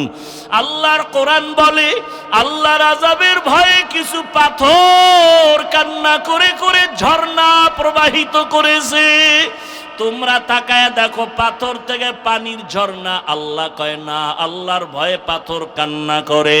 কিছু পাথর আল্লাহর ভয়ে টপ টপ করে কাঁদে, কিছু পাথর আল্লাহর ভয়ে ফেটে যায়। ও মানুষ, তোমার কলব কেন এত দুর্বল? ওরে জাহান্নামের ভয়ে তোমার চোখে কেন পানি নাই? ওরে জাহান্নামের ভয়ে যদি রহমতের নবীও কাঁদেন। আল্লাহর নবী বলেন, আমি রাতের বেলা হুজরায় ঘুমাইলাম, পার্শ্বেই তো মসজিদে নববী। হঠাৎ ঘুমের মধ্যে শুনি কান্নার আওয়াজ, আমার ঘুম ভেঙ্গে গেল। নজর করে দেখি এই গভীর রাতে কে কান্না করে। আমি বের হইয়া তাকাইয়া দেখি সাধারণ কেউ না, জান্নাতি এক নম্বরের সাহাবী আবু বকর নামাজে দাঁড়ায় দাঁড়ায় কান্না করতেছেন। আমি নবী অপেক্ষা করলাম, নামাজ শেষে আবু বকর বের হইলেন। জিজ্ঞাসা করলাম, ও আবু বকর, আপনি নামাজে দাঁড়ায় কাঁদলেন কেন? আবু বকর কান্না করে বলেন, ইয়া রাসূলুল্লাহ, আল্লাহর আদালতে কেমনে দাঁড়াইয়া জবাব দিব? হাসরের ভয়। নবীজি বলেন, আপনি তো জান্নাতের টিকিট পাইছেন, আবার ভয় কিসের? আবু বকর বলেন, ইয়া রাসূলুল্লাহ, আপনিই তো কিয়ামতের ময়দানের বয়ান করে কান্না করেছেন।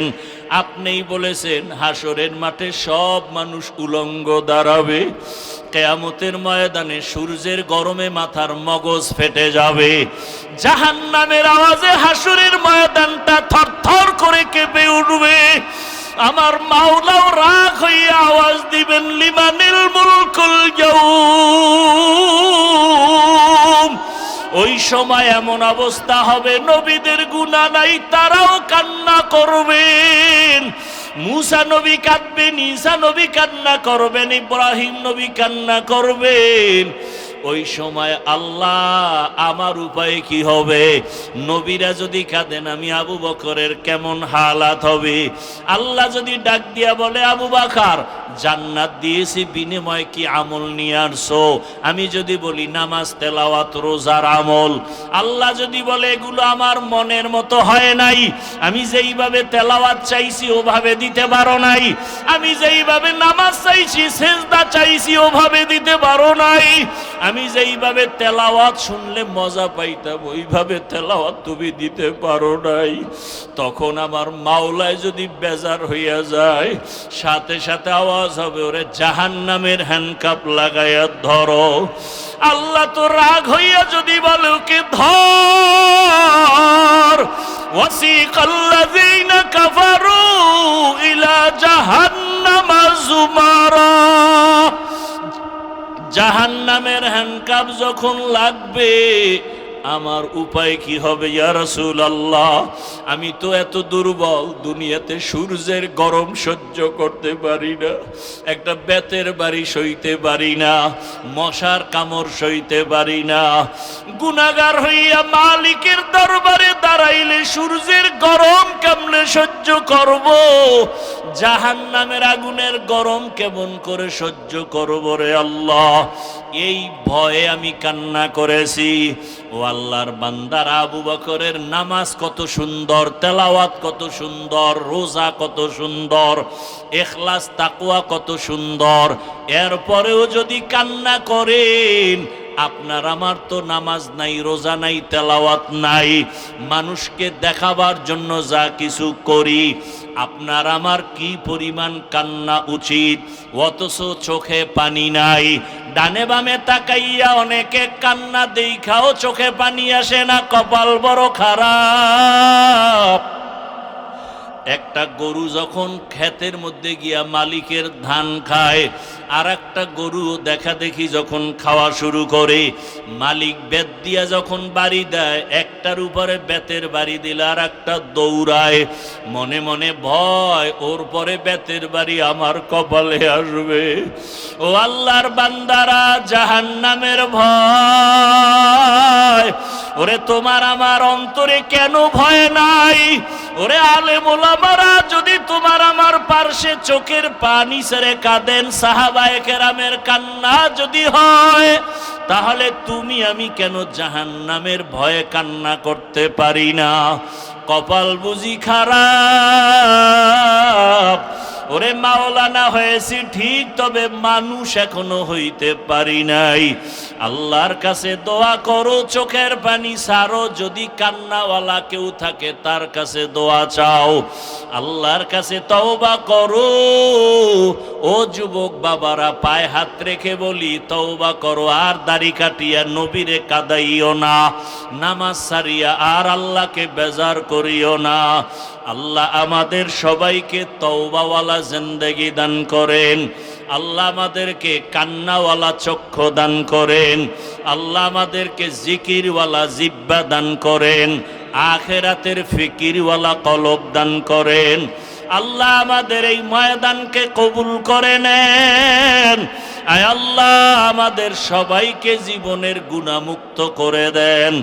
আল্লাহ আমাদের সবাইকে আপনার গোলাম হিসাবে কবুল করেন, আমিন।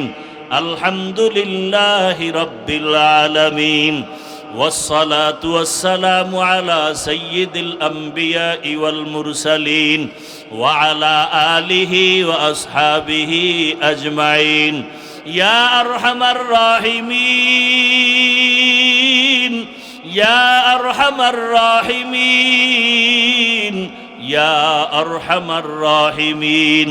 আল্লাহুম্মা আরহামনি বিতারকিল মাআসি, আল্লাহুম্মা আরহামনি বিতারকিল মাআসি, আল্লাহুম্মা আরহামনি বিতারকিল মাআসি।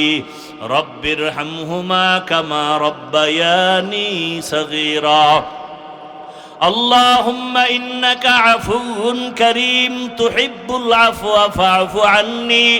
আল্লাহুম্মা ইন্না নাসআলুকা রিযাকা ওয়াল জান্নাহ ওয়া নাউযু বিকা মিন সাখাতিকা ওয়ান নার। আল্লাহুম্মা ইন্না নাউযু বিকা মিনাল বারাসি ওয়াল জুনুনি ওয়াল জুযামি ওয়া সাইয়্যিল আসকাম। রব্বানা লা তুযিগ কুলুবানা বা'দা ইয হাদাইতানা ওয়া হাব লানা মিন লাদুনকা রাহমাহ ইন্নাকা আনতাল ওয়াহ্হাব। রব্বানা হাব লানা মিন আজওয়াজিনা ওয়া যুররিয়্যাতিনা কুররাতা আ'য়ুনিন ওয়াজআলনা লিল মুত্তাকিনা ইমামা। রব্বানা আতিনা ফিদ দুনিয়া হাসানাতাও ওয়া ফিল আখিরাতি হাসানাহ ওয়া কিনা আযাবান নার। ও দয়ার মালিক, গুনাহের বোঝা নিয়ে আপনার দরওয়াজায় হাজির। এই ময়দানে তাকায় দেখেন কত উলামায়ে কেরাম, কত মুরব্বী হাজী সাহেব, কত ব্যবসায়ী, চাকরিজীবী, ছাত্র, যুবক, পর্দার আড়ালের মা বোনেরা। আয় আল্লাহ, দুনিয়াতে আসিয়া শয়তানের ধোকায় পড়ে গুনাহ করে জীবনটাকে নাপাক করে ফেলেছি। গুনার কারণে আমার হাত নাপাক, আমার চোখ নাপাক, আমার জিহ্বা নাপাক, আমার অন্তর নাপাক। গুনাহের কারণে দিলটা পাথর, চোখে পানি নাই। তওবার নিয়তে হাত তুলেছি, আর গুনাহ করব না রে আল্লাহ। আর নামাজ ছাড়বো না, দাড়ি কাটবো না, বেপরদায় চলবো না। মা বাবার দোয়া নিয়ে, শিক্ষকের দোয়া নিয়ে, উলামায়ে কেরামের দোয়া পরামর্শ নিয়ে চলবো। আমাদের তওবা কবুল করে নেন।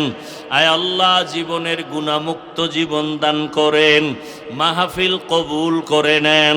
আয়োজনকারী, সহযোগিতাকারী, দান সৎকারীদের কবুল করে নেন। মা বোনদের আবেদা পর্দাওয়ালা বানায় দেন। সন্তানগুলো নেককার বানায় দেন। প্রত্যেকটা সন্তানকে মা বাবার জন্য বাধ্যগত আদবওয়ালা বানায় দেন।